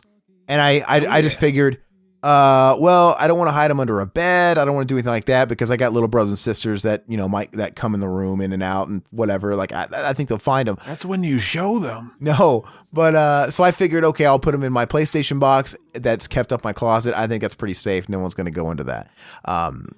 But naturally, I did get busted. I think I've told this story at some point. I came home from school one day, and as soon as I hit the foot of the door, I just hear my dad's loud booming voice, off screen somewhere, right down the hall. Just, sit down and wait there until I call you. And I sit down. Until I get done jacking off with this magazine. I sit down and I'm nervous, man, because my dad was an angry guy. And then I'm waiting. I feel like, I don't know, I feel like I'm on death row or something. And then all of a sudden I hear, he calls me to come in there. And so with trepidation, I'm walking down that hallway and I go in the bedroom. He opens the door and he basically says, "It's so interesting and creative, how creative your little sister can get when she wants, when she wants to find something to draw bubbas on," which that's what she called puppies, bubbas, because she was obsessed with like getting ink pens and drawing like shitty looking dogs on the walls. Like they didn't. So your sister found? Yeah, when like a kid's like 2 and they draw on the walls, it's like that. That's a dog, a bubba. It looks like a fucking ant. Like, okay. Anyway, she was obsessed with it, and my dad went the extra mile of really dressing up the scene because he made it a point to take every nudie magazine I had and spread them all evenly all over the floor, all over my room, all over my bed, open to the nastiest pictures, like to make it more humiliating. You should have walked in and made it awkward for him. Like, "Oh, Dad, I gotta jack off now. Oh, yeah." No, but just shoot all over the pictures. But no, I was looking at these pages and shit like that, and yeah, you're right. They had fucking my little sister's shitty looking cookie dog looking things drawn all over the fucking naked people. And yeah, that was really, really humiliating. But my dad, the worst part is he confiscated all of it and he just took it for himself. That fucking belongs to him. You took his weed. Yeah, he didn't know. But did he find out how you getting them? Well, no, so that wasn't even on the table. It was just like, hey, I got busted with a porno magazine. And they, of course, asked me where my dad, I don't know, my dad was being such an authoritative figure on this because he didn't give it. Dude, my dad fucking watched porn. He was the biggest fucking sleazeball in the world. So, like, what he should really care. But my mom, of course, asked me where I got it. And I lied. I said a totally different name. I said the name of one of our friends that I've name dropped before that didn't live in the neighborhood. So they weren't going to actually pursue anything. A friend that always took the fall because they didn't know their parents. Yeah. Yeah, you had that too? Everybody had that friend. Yeah. Oh, it's this guy. And anyway, so he fucking confiscates all of it. And yeah, I don't know. He took all of it. And he jacked off to it. Yeah, dude, of course. Well, I have some gnarly stories that involve that material that he got from me that I can't talk about on the podcast. It's just fucking dire shit. But anyway, that's probably for a private discussion. But anyway, dude, I swear, not only was that it, for the next probably fucking month, dude, he did nothing but call me Jackie. Like, jack off. He's like, "Oh yeah." It's like, that's what he said. He said, "And for the next foreseeable future, you're going to be known as Jackie." The kid that jacks it. Yeah. Because it's humiliating. When you're like 11 or 12, like, "Oh, you jack off." Because you're just like discovering that stuff. And little did he know I really couldn't jack off. I should have been like, "Well, Dad, actually, I can't ejaculate. I'm just trying. I'm just fucking Shasta bottles." He didn't know that. You should have told him, like, ever since you took those, I've been coming in your room while you're sleeping and jacking off in your fucking face, bitch. Dude, you know how humiliating that would have been if you would have found like a Shasta bottle with like, that was lubed up around the rim and stuff like that. Oh, Yeah, if you would have found the paraphernalia, the jack off like 101 kit. You should have told him you were doing what my cousin Mark said his friend was doing, just fucking having sex with the conditioner bottle and putting it back on the shelf. Oh, back on the... How could he fit his dick in a conditioner bottle? Yeah, I don't know. You just said he fucked the conditioner bottle, his donk. My little, maybe he meant he was sticking it in his ass. Oh, that'd have been fucking hotter. That's the only way I could see how he could physically... And then fucking just putting the other, screwing the lid off the shampoo bottle and using that to collect the cummies. Maybe. But, my 11-year-old thickie needed a 3-liter Shasta bottle, and even then it would get stuck. That's why I needed the lubes. Right? Mm-hmm. But, no, he really put it back in the shower? I don't know. I asked him, like, wait, he does it and just leaves it in the shower? He's like, I don't know, man. My friend told me that. It's so fucked up. If I was your dad and you did that, I would fucking disown you, give you back to God. All of it, man. I'd sell you into sex trafficking. All of it. You'd be done. That'd be donk. You'd be done. It'd be like that Stu Pickles gag on Rugrats where he washed his hair with honey. And he had that, like, sticky orange hair, except to be fucking cum. Oh, yeah. Oh, man, that's crazy. No, but anyway, to wrap around to what you were asking, I was so humiliated. And then I just kind of asked my mom, like, can I please go outside? And can I go outside? And, because they berated me, but I never actually got grounded, which is weird, so that tells me now in hindsight that they weren't really judging me because I was just a young boy, right? It's just one of those things. And my mom said, yeah, but just for a little bit. Dude, I want to get out of that house fast. And the first thing I did was I wanted to book out the door and run straight to my friend's house who gave me all that shit and I just want to get far. I want to be like blocks away. And when I was on the way out the door, I hear my dad yell, oh yeah, and stop fucking touching my weed. He knew about it. And I was like, holy shit. And I just ran and it never came up again. As dog. It never came up again. So I stopped and it never came up again from him either. And I think it was one of those things too, where he also understood. I was a kid and it's funny, man, that fucker would beat me and throw me downstairs and do all kinds of bullshit for stuff that I didn't even do. But when it came down to stealing his weed and obtaining pornography, it was like some kind of rite of passage. Hell yeah. I don't fucking understand. Did you ever like have daydreams like listening to fucking Korn about how like you're gonna grow dreads and fucking go into your dad's room and say, beating me down, beating, and be like, yeah, dad, you can't beat me no more. I'm too big for you now. Jonathan Davis. Hey, what's funny though is I guarantee you there is a 9 out of 10 probability chance that during this story I was wearing a Korn shirt because, dude, it was like what, 1999 or something, dude. Korn was fucking huge. They're on the rage. Yeah, I had a Korn shirt. It was just a black shirt and it had the logo on the chest and it was like in some kind of like oval logo. It was very simple. And then it had some like text in the back. I wore that fucking shirt out, man. I loved it. But Korn, that shit was a phase because I was real big into them in like 99, like when everybody was, 2000.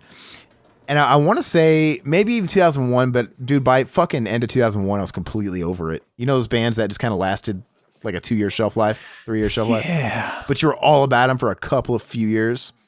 Yeah, that was that band for me. There was a couple of groups I was like that during that time. I really liked Stone Temple Pilots for a couple of years. And it just kind of wore out. But Limp Bizkit, we all liked it. Everybody that says they didn't like Limp Bizkit at least a little bit for a second is lying through their fucking teeth. Exactly. You know what? Because it did. And Limp Bizkit was the same way. I mean, I liked Limp Bizkit for like 2 years max. But in my head, it feels like longer. It feels like that period was just, it embodied my childhood. But like when I think back, I'm like, no, it was really just a couple years. It's like I've been with them through thick and thin. I was there with fucking Significant Other and fucking hot dog flavored water. Oh, that's only 2 years. My bad. I guess I haven't liked them that long. Yeah, Korn too. It's like, the last album that I was into them was Issues. I didn't get any other albums after that. I'm like, yeah, it was really just a couple years. And even like, even when the album before that, The Fall Leader came out, I was so big into it like everybody else. I got the first 2 albums with that album, So I was like consuming the self-titled and Life is Peachy at the same time as the new record. And then, like I said, they had one more album. I got that and I was just kind of done with it. You know what's funny is back whenever Issues came out, I think I was in like 4th grade, something like that, and we had this little exercise like, oh yeah, tell us what you want to be when you grow up. Oh no. And fucking ass, I wrote, all I want in life is to be happy. And my fucking teachers are like, they had me talk to the counselor. They thought, oh, this kid's fucking depressed and shit.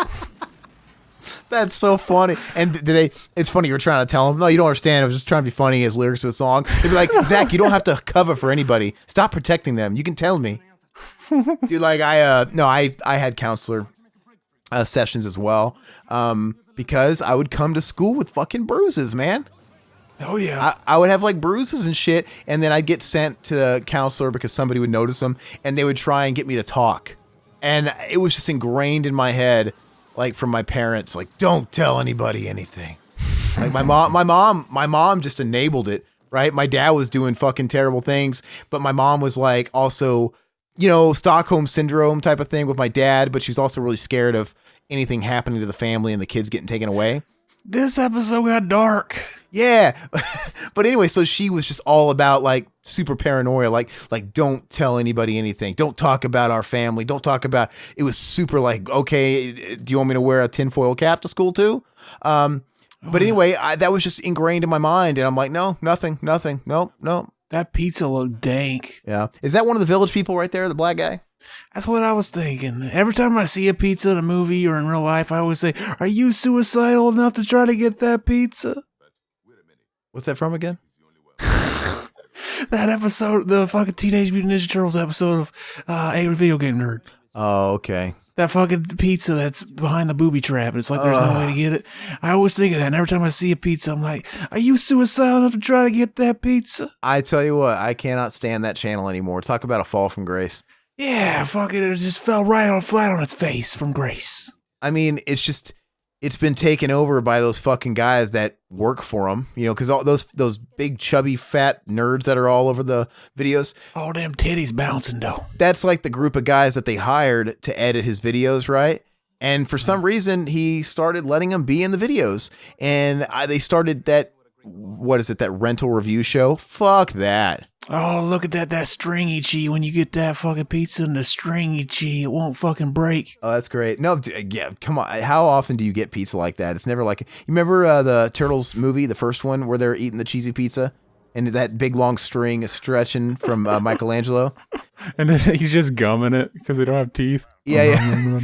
I never in my life had a pizza like that. I'm like, where is all this pizza? And I've had Domino's before. My Domino's ain't never looked like that. I remember there was this one pizza, like it was like we used to get it from the store, and like I'd never heard of it before, and like it only lasted a little bit. Like it seemed like it was a limited thing, but it had fucking cheese like that, and it could fucking, like, if you weren't careful, you could choke on it because you'd be like, you'd be trying to fucking get it out, and it's like it just keeps going, it just keeps coming at you. Yeah, cheese like that scares me. It's like, is it real? What's in this to make it extra rubbery? But I think it's because by the time a pizza gets to you, it's not that fucking hot. You'd have to be eating that shit piping right out of the oven. And in Turtles, they delivered it. Like, there's no way it's this hot. You know what's funny? What? You know what's funny is fucking, I noticed this, when it comes to like the fucking big chains for pizza, like there's not a lot of them that are like really fucking dank pizzas. Sometimes it's like, you know what? You get a good fucking pizza that you cook in the oven. Sometimes they're better than the fucking, those, Domino's and Pizza Hut. I hate sucking conglomerate dick here, but the Walmart marketplace pizzas that you put in the oven are pretty good. You had those? The DiGiorno's? No, the ones that are like the Walmart deli, the ones that they, they're in. I don't know if I ever tried it. What's their little Walmart deli brand? Like Marketplace, it's like a brand. It's in a box, and the pizza itself is shrink wrapped, but it's not frozen. It's like refrigerated, so it's soft. It's not frozen solid. Oh yeah, the dude is fucking good, man. Go there and buy one sometime. And they're are those made by the people in the deli or the fucking Chinese people in the factories where they got to put the fucking the nets to stop them from jumping off? I think they're made in the deli because they're not frozen. I was gonna say, they're in the deli area where you buy the sandwiches and the coleslaw and all that shit. And like I said, they're not frozen; they're just cold. So, but they're fucking good, man, and they're consistent, and the price is right. I mean, you could buy a giant ass fucking, meat lover supreme like combo pizza, and that's the thing though. Growing up where me and Matt grew up, we had Joe's Pizza. And like it's ruined us because every time we go to Chicago where it's known for pizza, it's like, yeah, you like that pizza? It's like, yeah, it's dank, but it's no Joe's. Yeah, but Joe's, I mean, fucked us up. I've seen from the pictures of you guys eating there on social media and stuff, Joe's is a thin slice. It's a thin crust pizza, right? Where the kind, yeah, you can get it thick. Well, the kind where the grease is floating at the top. It's so thin. It rises to the cream at the top. You know, and Chicago is basically eating lasagna with hell yeah. That's what it is. You need a fork. It's in that deep dish pan, and you know, it's you could get a stuffed pizza too. Yeah. Well, where it's like a fucking got another crust on top. You like lasagna? Lasagna is one of my favorite foods. That's donk. Is Joe's in your hometown or his hometown? Mine. Yeah. My mom makes the best lasagna. Yeah. Fucking 2 nights ago we had his because my brother-in-law he always gets my mom's lasagna for his birthday, and on his birthday he had to work, so he took a rain check. Out of nowhere, fucking 2 days ago, I get a call. They're like, "Yeah, come over. Mom's making lasagna. It's gonna be donk." And hell yeah, like 8 different kinds of cheese in that lasagna. I'm sure it's a biased opinion, but I don't think there's really bad lasagna. It's like pizza. Oh yeah, like even shitty. Even Stouffer's shitty frozen lasagna is totally edible. You know what I mean? Like, it's hard to really fuck up lasagna. But I'm not. If I had to choose though, like I'd rather not have ricotta cheese. You know, you ever have like lasagna at an Italian restaurant that has ricotta cheese? It's a little drier. Yeah, remember that in school where they had that fucking weird cheese like that? Mm-mm. I remember that. I'm not a huge guy for ricotta. I like lasagna with cottage cheese. You ever have that where they make it with cottage cheese inside?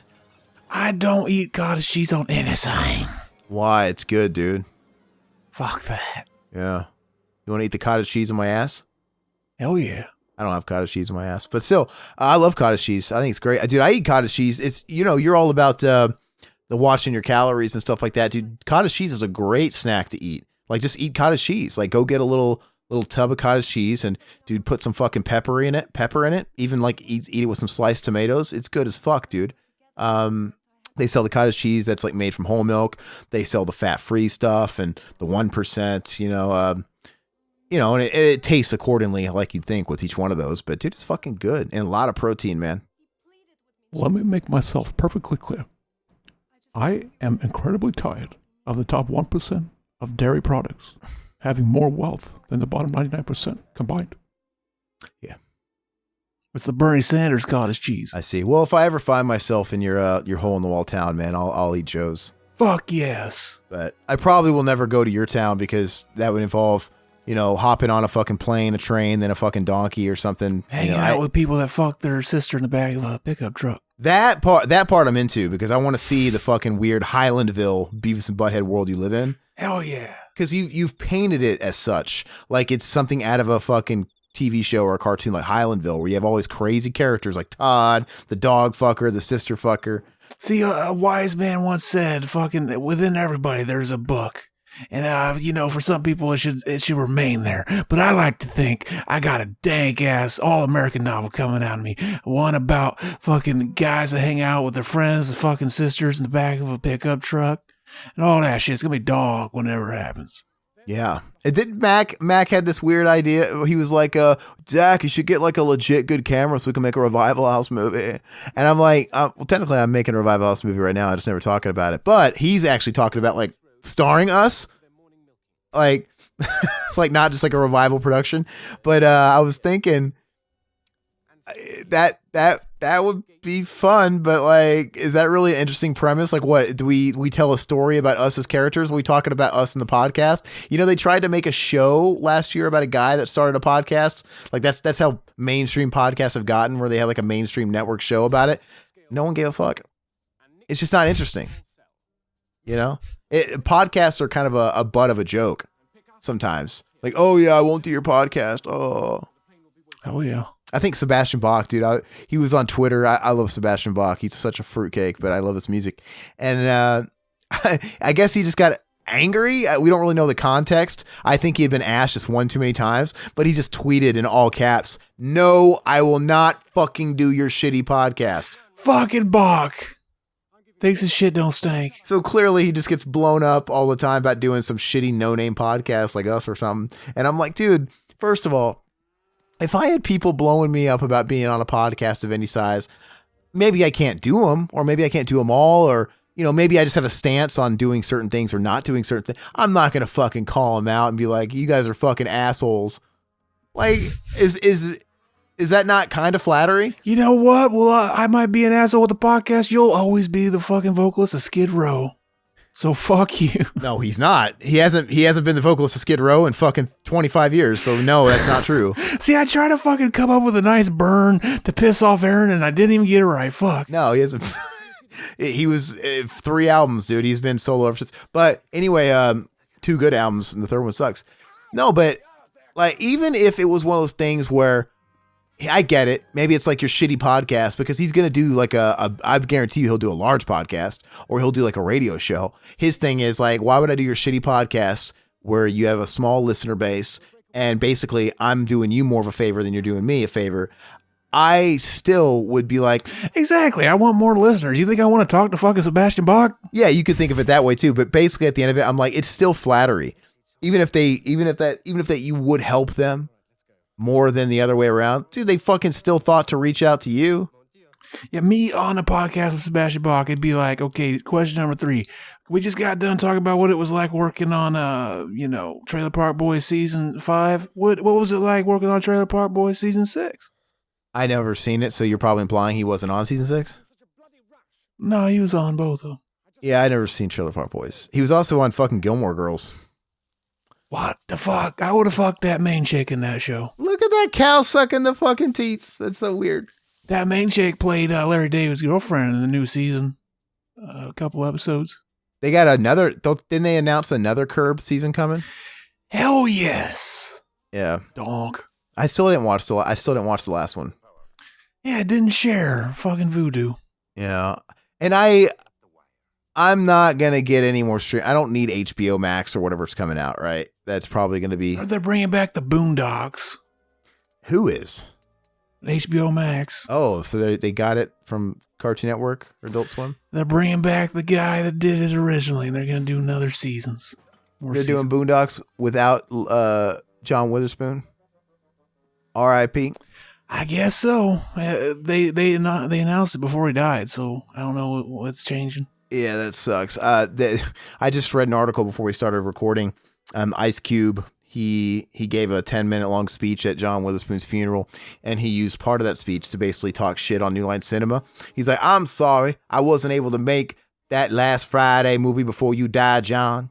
He's like, but some motherfuckers in Hollywood, I'm looking at you, New Line Cinema. Like, and he started, doing the old ice, but he was going into what happened. He's like, I gave y'all 2 scripts, and none of y'all guys wanted to make either of them. And I'm like, maybe it wasn't good, Ice. Yeah. Maybe Cube, maybe they weren't good. But plus, they got bought out. Now it's probably ran by people that don't give a fuck. It happens all the time. Well, that's what happens all the time with like the record industry, right? Back in the day. It's like a lot of times when those bands get dropped or they're really popular and their next album fucking does nothing. It's new management comes in and they don't give a fuck about, like, they got different ideas and they don't know how to market them and shit. They don't know how to market them and they end up just like letting whatever release come by the wayside and let them burn or throw away their Yeah, it's just, but yeah, here's my thing with Ice Cube. I'm like, I get it. You tried. And I know for a while there, and I bet you I know what 2 scripts he was talking about because he wanted to get Chris Tucker in it, right? Mm-hmm. I think he wanted Chris Tucker and Day Day and he wanted everybody in it. So I'm sure pretty sure he wrote a script with surrounding Chris Tucker's character. The ghost of Roach comes back. Yeah, the ghost of Roach. That guy died in real life. Yeah, I know. The kid's guy. I think he wrote a script that was like, here's the script I want to do with Smokey if we can get him to sign on. But I don't think he was playing ball. Like he was being a little difficult. And Chris Tucker did a podcast with Chris Jericho when they asked him about it. And he didn't sound like he didn't want to do it, but he was like hesitant to give any answers. So there's probably like business shit going on back and forth. I heard he's a family guy now. Doesn't want to do drug comedies. Maybe. So maybe that's what it was. Like, well, what's the script about? But anyway, I'm pretty sure Ice Cube wrote. Well, you'll love this one, fucking Chris. We give up the weeds and we go on a fucking we join a cult. We go on a retreat. It's gonna be donk. You'll love it. I mean, they wrote in the second one that he went to rehab for fucking weed smoking of all damn things, so he should be happy. He went to Isn't that the biggest? That is the fucking most throwaway line in that second movie. Like at the beginning, it's so I fucking hate it. Like, oh man. See, we needed a scene of him in rehab. Like, I'm here because I smoke marijuana. Somebody stands up. You want here for some marijuana? Yeah. Marijuana's not a drug. And you're clearly. I used to suck dick for coke. You're clearly 25 years older and fatter. What happened? Like, no, it's so funny. Because I hate that line in Next Friday. That's how they wrap up. That's how they explain how Smokey's not in this one. He's just like in the car and he's just thinking in his head. He's a throwaway line in somebody's mind. It's not even like verbally spoken. He's just so like, man, ever since Smokey went to rehab, man, sure gonna miss him. Like, see, I would have came up with something fucking even crazier if Chris Tucker refused to come back from a movie. I would have wrote in something crazy like Smokey fucking started fucking his mom and they ran off together and got married in a country where that's legal. I've been pull like a chef on South Park and really just trash him in the story in the exposition. I watched that one the other day. Yeah. Hello, children. That's fucking genius, dude. That whole episode is funny. And what's funny is like I go back and I'm like, I can't believe this is only season 10. It feels like Chef was a part of the show much longer because they're in like, what, season 23 or something ridiculous? But he's been off the show longer than he was on the show. Did you hear what happened behind the scenes that like caused that to happen, him to leave? Yeah, it's because they were making fun of Scientologists, that episode, the Scientology. Yeah. And that's where he drew the line. And I remember Trey Parker and Matt Stone had like they were on Twitter or whatever. They said like basically they were fucking making fun of him. It's like he was totally fine when he was there all the way when we were making fun of these people. But when we fucking got down to the one that's the fucking most cringe of all, he drew whatever. It's silly. It was funny how they used to troll all the churches too back in the day. Like when Scientology was pissed off, they released a statement that was fucking hilarious. They were a donk. Yeah, it's absolutely silly. You know what's funny is I thought about this the other day when I saw that. John Travolta's putting out the 4-year considerations.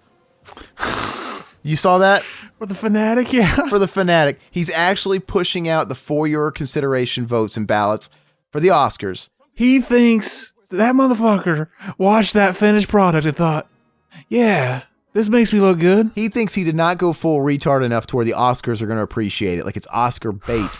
Dude, like I don't know. Not only his performance as somebody with special needs, his performance as like a pop culture nerd is insulting. Like it's just none of it's believable. None of it. That's what makes it so great. But I apparently he did that for the movie Gotti. He did like 2 years ago too that everybody trashed. Mm-hmm. He even after everybody trashed it, and he still put out the 4-year considerations after the fact.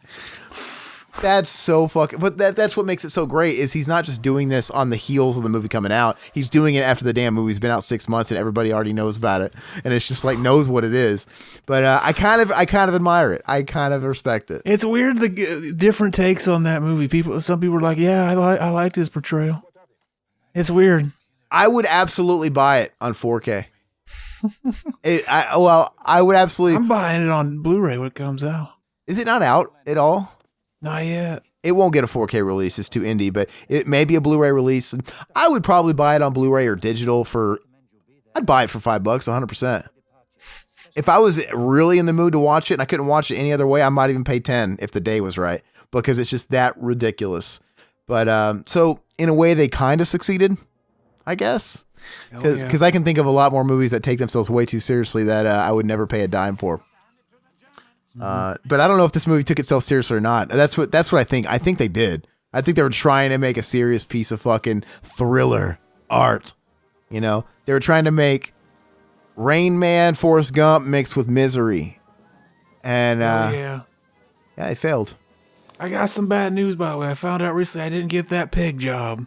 Oh, what happened, man? Yeah, they got someone else. Fucking yeah, they're probably hesitant to get me because my cousin works there. She was like, yeah, ask them a lot of questions. They like that. And the only questions I could think of to ask were like depressing questions, like, oh, so do they scream a lot?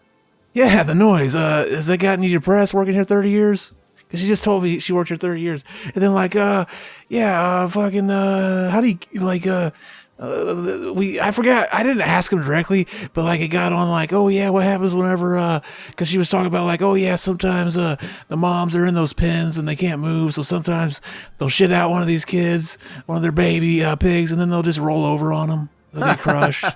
And then like, oh yeah, what do you do? Like, how do you put them out of their misery and shit like that? They're like, oh, she took me and showed me like the little thing they put them in. Like, oh yeah, it puts carbon dioxide in the air. You leave them in there for 20 minutes. And yeah, this is like the most humane way. There's another place like 20 minutes away in Indiana. They still take them outside and just smash their head on the concrete. Oh, awesome. I was like, fuck. You can't, if you're in an interview and you actually want the job, you can't ask questions that express doubt. Because that's exactly what you were doing. Like, so, see, that's the thing. I don't like lying to people. Like when people ask me like, oh, where do you see yourself in 5 years? I don't want to fucking lie to them. Like, I realize you just have to lie to them if you want to get the job. But no one wants to still be working in the same place. You got to go into that pig castration farm or whatever, that factory, and be like, well, I see myself, hopefully, I see myself as management material of pig testicle smashing. You know, I see myself working up. Hopefully, I'd love it if there's opportunities. So yeah, I always just go to the Mitch Hedberg. I'm like, celebrating the 5-year anniversary of you asked me this question. Yeah, who gets a job at Kmart and says some shit like 5 years? Well, you know, I think Kmart is the place to be if you want career growth. Opportunities, and I hope I can work my way up to one of those factories in China and have the nets to catch me from jumping off if I ever want to commit suicide. You want to be honest. You want to be like, well, I want to have not worked here for 4 years, and I want to basically be hiring the likes of you to shine my shoes doing something else, or you know what I mean? It's just ridiculous. Or no, so basically, not only do I want to be 4 years clean of this place in 5 years, I also want to have never stepped foot in shopping here anymore. I want to be on that kind of pay scale. That's what, if you want to be honest. Yeah, hopefully I'm really rich by then. I'm snorting blow off a hooker's tits, and then I look back and remember like, holy shit, she asked me that question 5 years ago. Huh. And then go back to snorting blow off that hooker's tits. Yeah. So, but anyway, you're right. You can't really necessarily get a job like that. And I mean, they're realist. I would think at a factory job, they're somewhat realist about it. Like realistic, like, yeah, okay, this is a certain type of job. It's not going to be for everybody. Maybe we have to do more convincing that this is a job for them than they do vice versa. But I mean, all it takes is for somebody else to have interviewed for that position that maybe they had experience. Maybe they worked in a similar environment, or maybe they were just fucking gung-ho. Like, yeah, I can't wait to fucking get in there and make some piggy squeal.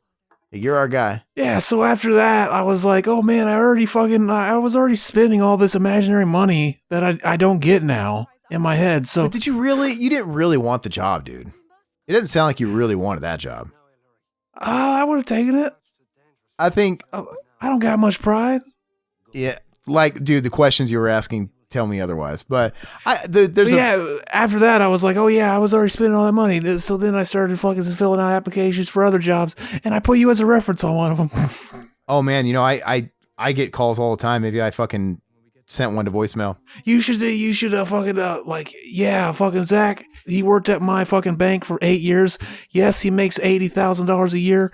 You would be fucking stupid to not get him on your in your job. Hey, no, as long as you tell me what to expect and that you're expecting people to call me, and you put certain lies in your application, I'll back them up. I fucking didn't lie. I don't give a fuck. You can say I don't fucking even know that motherfucker. I've only talked to him 3 times for all I know. Be like, oh yeah, I used to work at this place. They're out of business now, so don't try looking for a record of it. You can talk about like, oh yeah, he edits the fucking a website we had. Don't tell him that the website's still up and where to hear it, because that might fucking incriminate me. And then I'll be like, I don't hope you personally have any children, sir, because he makes a lot of fucking off color remarks about babies in particular, little boy babies. Oh yeah. Oh, you got 2 sons. Okay. No. No, really. Yeah. Let me know. When did you start putting in applications? Like yesterday. Now, is there something did you put me as a reference as like a friend or like a work reference? Like you lied? I don't think I wrote one. I think I just put you. Okay. So then it's one of those things where it's just like someone you know. Okay. Yeah. Wait, you don't want me to be honest. I won't be honest. I don't care. Okay. But I think a better job's out there for you. I don't think you needed the kill floor, the pig thing. The movie's over, man. Zach's never even seen the movie, so I think that kind of veered the conversation in a particular direction when either one of us has watched it previously. we didn't really focus on it too much, so apologize, Capper. But it was kind of entertaining watching it, just from the side eye. Hell yeah! I need to check it out. There were some nice tits in this movie. Main chick. Let's go ahead and read some comments. I gotta find where to start. You go ahead. I'm gonna grab something real quick. I'll be back. All right, make it quick. Let's see here. Yeah, the movie's cool, man. I love Airplane. I'll wait to read comments when he gets back, because I don't really know where to fucking start. I don't think Zach wanted to work at that fucking place, man. Even when he was talking about it in the last podcast, he's like, when he didn't know he didn't have the job yet, he's like, yeah, I don't know how to feel about all this. So I think everything happens for a reason, and he wasn't destined to work there. He'll get something that makes him a little happier. Or you guys could tell everybody in the world that to buy a shirt. To buy a shirt on our Teespring, and maybe Zach won't have to get another job. All right, so let me see here. Are you peeing in a fucking cup, dude? Wait, that's really warm, dude. I just filled the cup. So you left to go get a Dixie cup? Hell yeah! At least tell me you're peeing in disposable Solo cups and not stuff out of your pantry.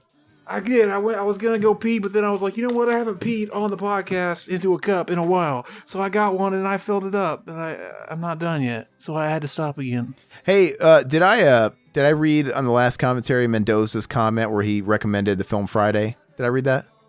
I'm not sure. I think I did, but I'm gonna read these again because I think I know where we stopped. I'm gonna take a picture of this piss cup and I'm gonna hide it somewhere in the thumbnail of this episode. Okay. We donk. All right, so where's Waldo? Everybody's got a homework assignment. Well, I don't know if I read it before Mendoza, but if I did, he recommended we do Friday. I'm shocked we haven't done that yet, and obviously we brought up John Witherspoon today, so yeah, we got to do it. I think we did talk about this because we started talking about Friday After Next and how much it sucks, but it's Christmas time, so we might pull it out. Hell yeah. I think Zach and I could start taking requests for Christmas since it's just in a couple of weeks, December. So start throwing us out. Things you'd recommend us watch, and we'll start sorting through all that stuff because I'm excited about doing Christmas stuff. So hopefully you guys like that. But yeah, throw us out what you think we should do. All right, so I'm gonna go ahead and read this. Mutineer. I don't think we read this last time. He's basically commenting on when I was talking about Halloween 3. We were chatting about when did fucking people start jerking it off, because you know what I mean? It seems like everybody started liking it all of a sudden when people used to shit on it. Mm-hmm. He elaborates. Mutineer, he says, I remember back in the late 90s, there was a vocal group that loved Halloween 3, usually on news groups like Alt Horror. So I think this opinion has been building for a while. I saw it before I saw Halloween 1 or 2 and thought it was pretty scary. Of course, I was 8, so... Mm-hmm. Okay. Yeah, I don't know. Late 90s Alt Horror, I'm not even familiar with that. Dude, I didn't have no fucking internet and computer in the late 90s. Mm-hmm. Dude, I didn't have a computer till I was fucking 8. I didn't have a computer till 2004. Well, my brother was looking up Hefty Honeys and GrandeGirls.com on it. We should buy those domains. I'm sure they don't exist anymore. We could just direct them to Revival House. You're probably right. I doubt they do. American History X, I got a slew of comments here. Mutineer, you say Slumber Party Massacre was supposed to be a feminist parody, as it was written by Rita Mae Brown, and is one of the few slashers also directed by a woman. It's sort of amusing when you look at it that way. A lot of the subtext and symbolism takes on a whole new meaning.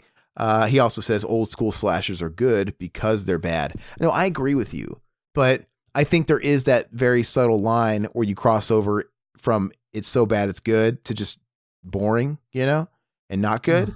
And I think a lot of slashers are guilty of that, because they're not even they're not even different. Like they're very run of the mill. Like a lot of generic slashers are all interchangeable and they're all kind of boring. So, I mean, maybe if there wasn't so many of them that did the same thing, they might kind of stand out as being like, oh, this is so bad, it's kind of enjoyable. But I mean, they're all kind of the same. There's really a couple of handfuls of real standout movies, which is weird because, they're remaking another version of Black Christmas with Blumhouse and it's PG-13. And it doesn't even look like, the trailers don't even, it doesn't even look like Black Christmas. It looks like a totally different movie. PG-13. Yeah, PG-13. But have you seen the trailers for it? No. It doesn't even... I thought the fucking remake was terrible. Why would I want another remake? Yeah, it's totally terrible. I don't know who put that out, but Blumhouse is doing this one. But it doesn't even... if they weren't advertising as being a Black Christmas remake and being called... I wouldn't have assumed it's Black Christmas because it doesn't look like the same fucking movie. But, regardless, I'm not interested in seeing it. But yeah, like I said, there's a few handfuls that are really special, but I think that's the case with any genre, any subgenre, whether it be fucking music or movies or whatever. So that's not necessarily a slam on it. I'm not going to say I don't like slashers because it's totally worth it for, those couple of handfuls that define it, I think. Feline Fatale, these are all American History X right here for the next few. Feline Fatale says, I loved Dr. Sleep, so I'd highly recommend it. It kept its faithfulness to Stephen King's novels as well as Kubrick's The Shining. Nice shout out to Brad Jones, the cinema snob. The only one from Channel Awesome that is worth watching. I would come for Brad Jones. Like, if he came into my room right now and said, hey, fucking Zach, drop your fucking nuts right on the floor in front of me, I would do it. Yo, but I was gonna go watch fucking Dr. Sleep, and I missed it because I was thinking like, oh yeah, I'll just do it the weekend, forgetting that it wasn't doing good, it wasn't making a lot of money, so they got rid of it, and my theater's small, so they replaced it with Frozen, so they're showing it twice. They got 2 screens. Yeah, so you live in a town that's so small, and you only got like the one small theater where they literally, if a movie's not doing like hot, it'll. Because wasn't it, did it open like number 3? I don't fucking know. But yeah, they'll literally toss it after 1 week. So I live in Phoenix. All the theaters around here are still playing it. I could still go see it. I mean, it's going to be minimal showings. It's not going to be dominating the entire day, but I can go see it. It sounds pulverizing. It kind of took the wind out of my sails, all the reviews for it. But there's some people that absolutely loved it, but there's just as many people that are saying, and these are all people that, from my viewpoint, seem to love The Shining. It seems pretty split. Some people love it. Some people think it's just boring and not good, and not in a good Shining kind of way, So that kind of admittedly took the wind out of my sails for it. So I didn't rush out to go see it last weekend or the weekend before. So now I'm kind of thinking, for as long of a movie as it is, maybe I'll just wait for it to come out on, streaming or whatever. So, the Joker just leaked. HD leaked. Oh, did it? I guess. Dude, let's fucking do we can't because it's not Thanksgiving thing. Any Nazis in it? No, maybe we could do that as a bonus. Maybe we could do that as our Thanksgiving live stream. Or a bonus live stream or whatever. Like, it just leaked now? A couple days ago. Well, fuck, man. I mean, we don't really need it doesn't have to be on Thanksgiving. Like, maybe we can get Mac together, and if you want to do like a bonus stream or something next week or something like that, maybe we just need to line something up, because I'd love to do it. Because people are still shitting all over that. Jerking off all over that movie, and it crossed $1 billion. I guess I saw that it's the highest grossing R-rated movie of all time. It's the only R-rated movie that's ever crossed $1 billion. That's weird. Like, they had to make a real movie and disguise it as a superhero movie for that to happen. Yeah. That's a good point. And it's the most profitable comic book movie ever, because it was relatively budget, like what, 50 million? Yeah. So it's the most profitable comic movie. I wouldn't be surprised if that's the most profitable movie ever. I don't know. Maybe if you take a movie, maybe if you look at movies like Paranormal Activity, like that literally costs like what, $500,000, and they probably, those are probably more profitable technically. But yeah, so I do want to see Dr. Sleep, and I hate to admit that sometimes reviews cloud my excitement or judgment. Sometimes I shouldn't let that happen, because it seems like there's half the people that really do love it, but I don't know. It's a big chore to go out to a theater these days, because you have to sit with fucking people that are just insufferable and all that shit. But and not to mention, it's so tempting to wait sometimes, unless you just need to see it like first weekend, because movies come out fucking 2 months later. You don't have to wait very long, Zach, especially if it does not that great in the theaters. Dude, I bet you this Shining movie will be out right after Christmas, like available to buy. So it is what it is. It's not like back in the day where if you missed out in theaters, you'd have to wait a whole fucking year. It would not only come out the next year, but they would usually time it to come out the next year at Christmas time to make as much money as possible. And you have to wait a long ass time. And TV didn't get these movies until like 2 years after it came out on video. But I think they usually played movies in theaters a lot longer too back then. All right. So Oliver, close off. Thanks, by the way, Feline Fatale. We appreciate that. And I'm glad you liked it. So it's people, I do want to see it. I'm glad you enjoyed it. We'll have to give our take when it comes out, or when it's like available to, watch online. I think we should do it. Maybe that'll be we still have to do our cinema enema for Angel Heart, but maybe when that movie comes out in a couple of months and streaming, because you know it will, it's just going to take a couple of months max, we should do a cinema enema on it since neither one of us has seen Dr. Sleep.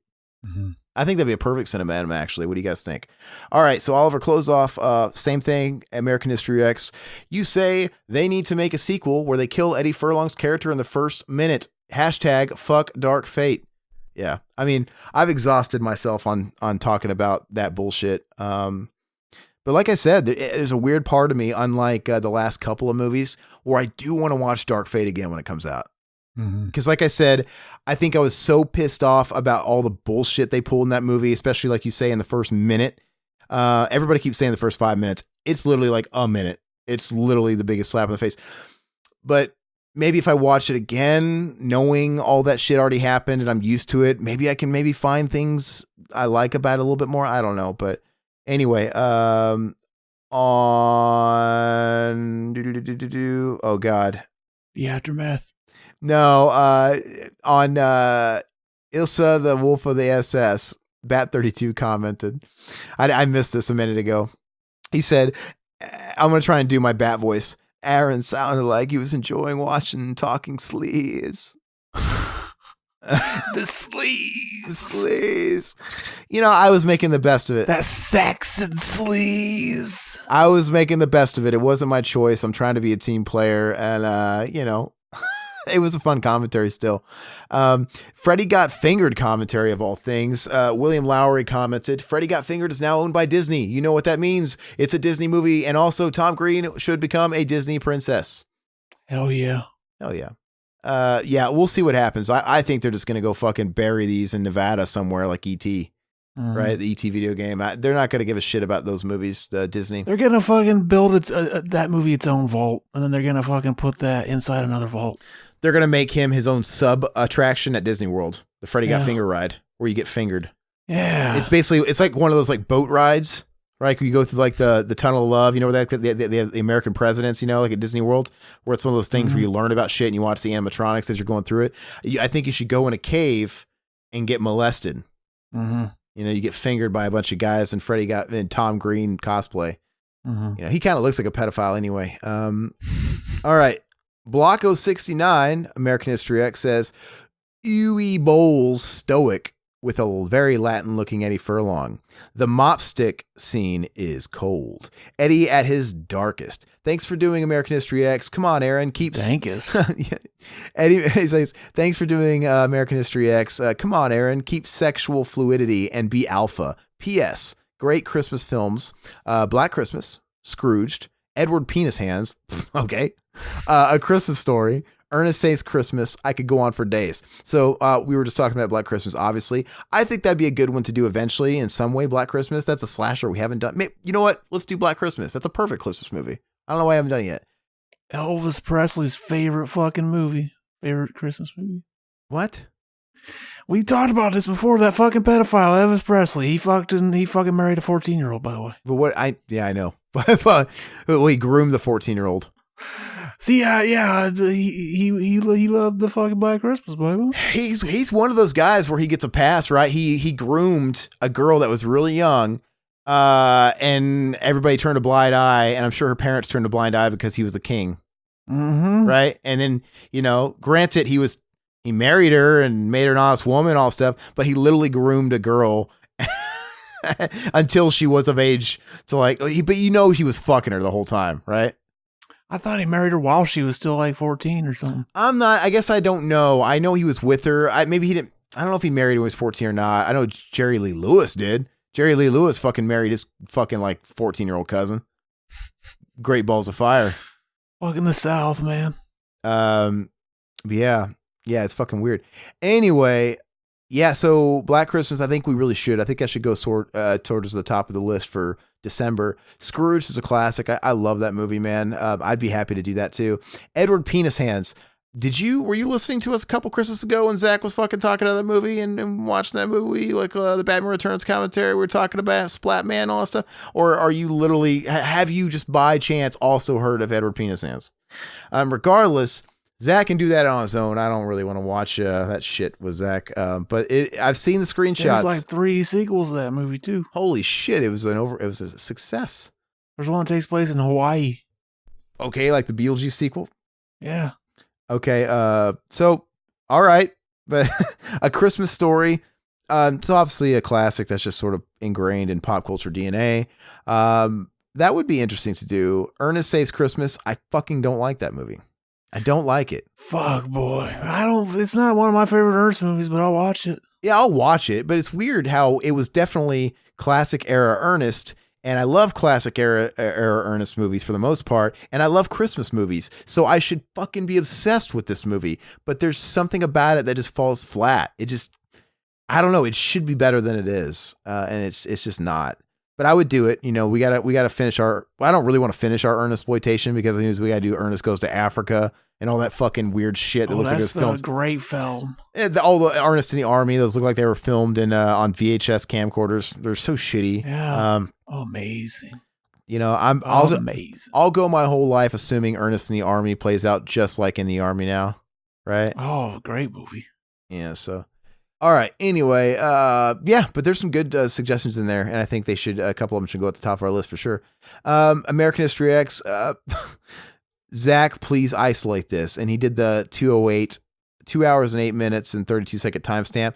I know what he's talking about. I listened to it. It's when I was doing the Japanese girl porn impressions. Yeah. Oh, yeah. Yeah, so, I mean, I guess you could. That would be funny if you isolated that and started putting that in tags and random podcasts at the ends or whatever, because it does sound fucking ridiculous when I'm doing that.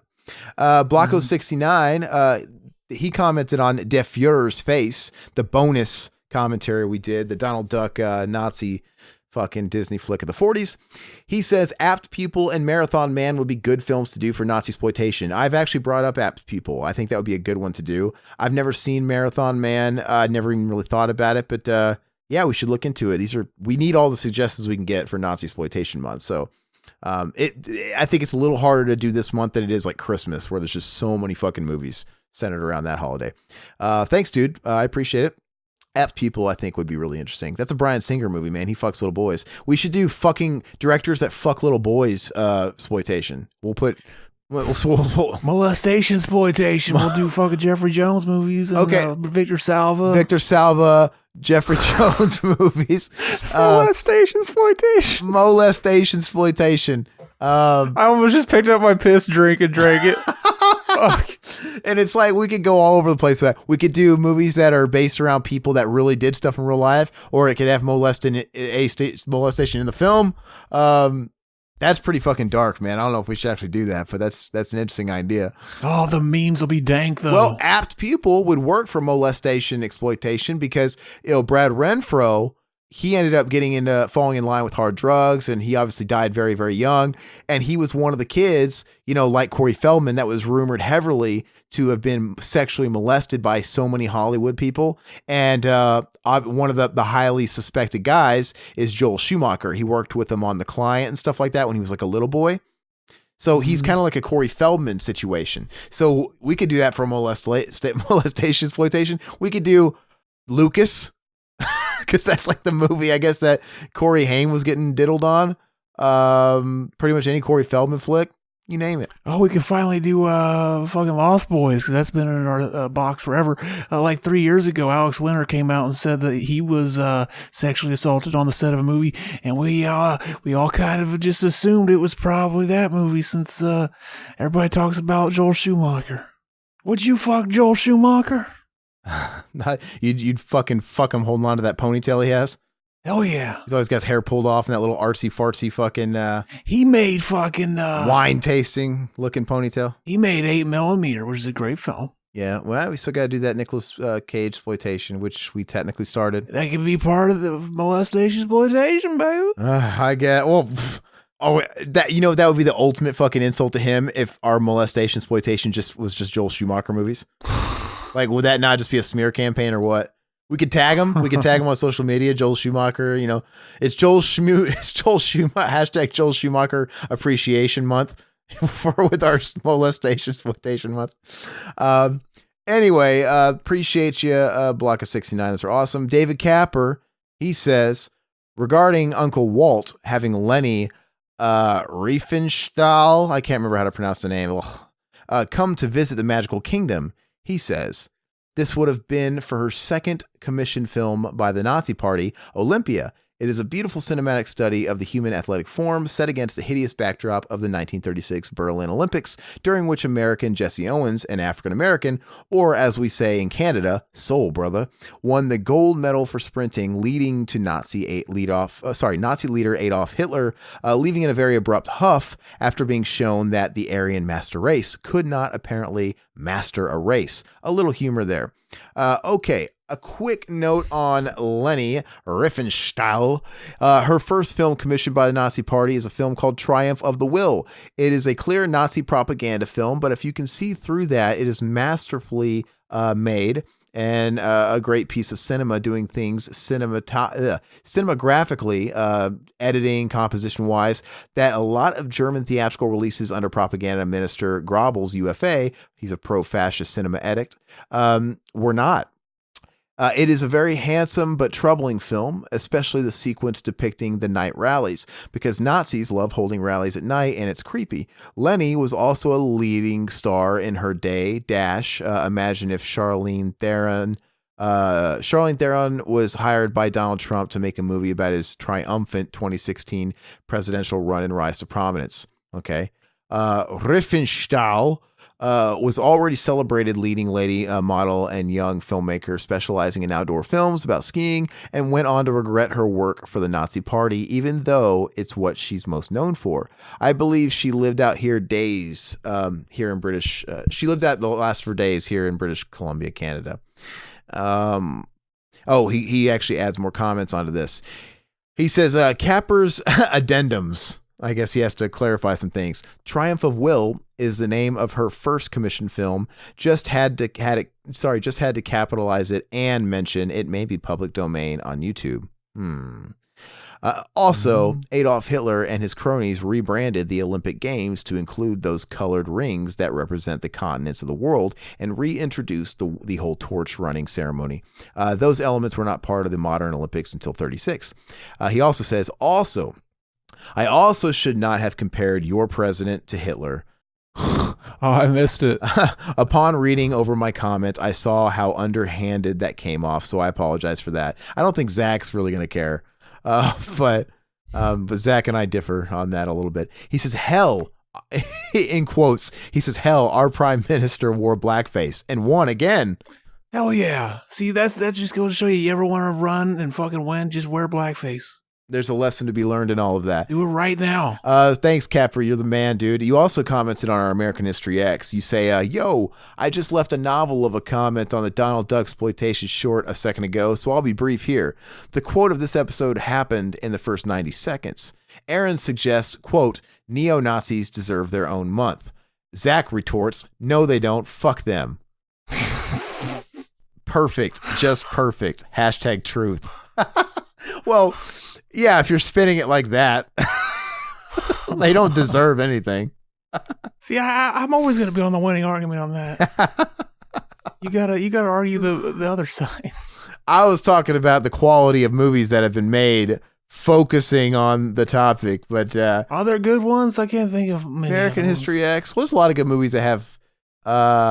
What's the one with Ryan Gosling? I don't know. Believer or something like that. Yeah, I don't know. I watched it once. I don't remember much about it. But you're right. Fuck them. It's crazy. So they don't deserve their own month. They're only worthy of sharing a month with the rest of their Nazi brethren of all generations. They're brethren. They're brethren. American History X, William Lowry says, y'all mentioned Detroit Rock City at the top of the commentary, so I'm curious if y'all have ever seen The Dark Backward, which is one of the director's earlier efforts.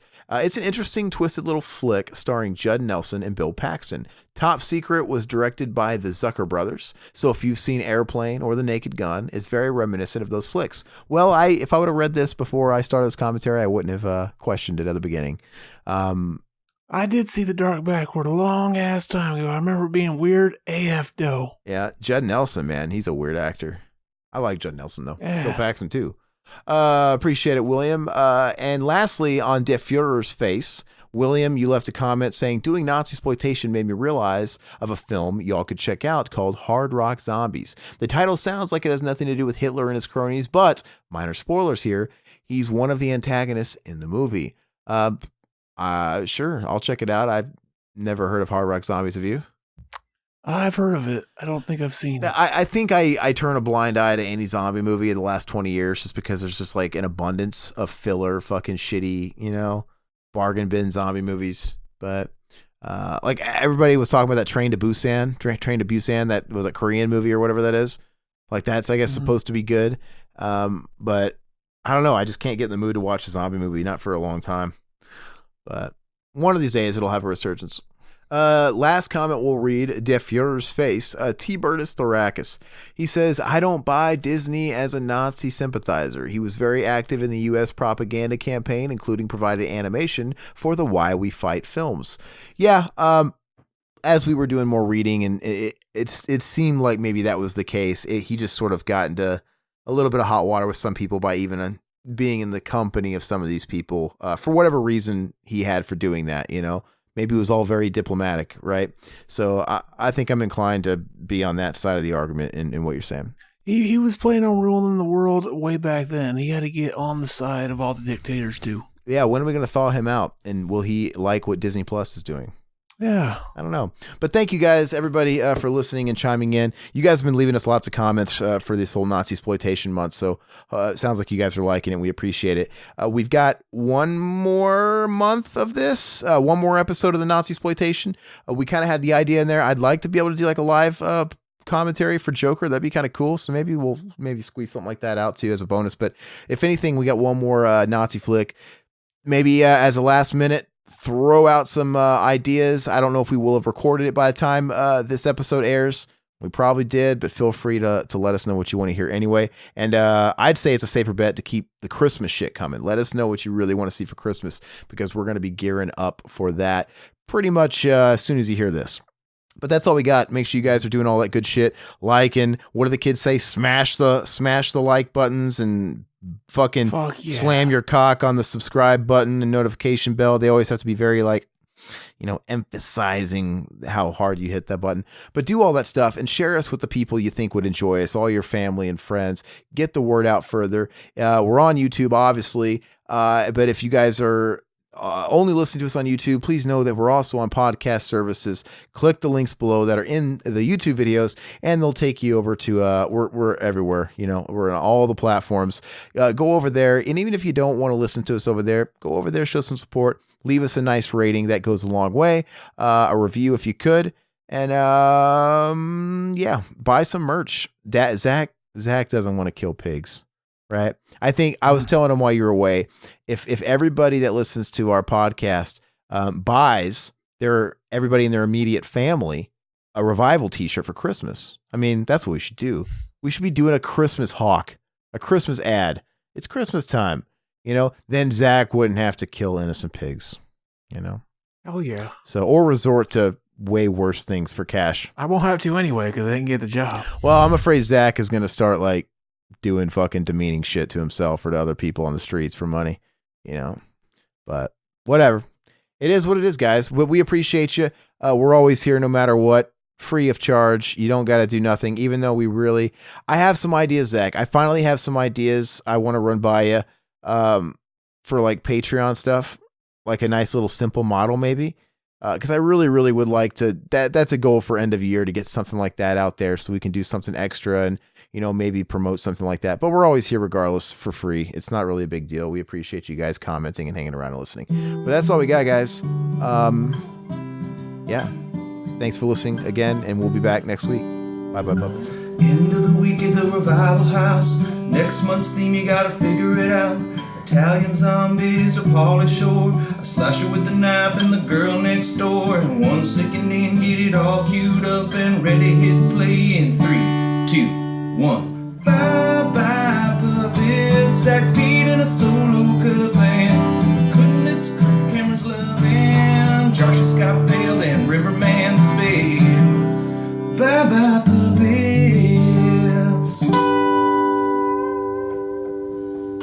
Sounds good, like this country used to. Hey, Cletus! Wake up! The show is over. Oh, yeah. Oh, yeah. Kick it. Revival House 2019, y'all. That sounds like fire. like this country used to.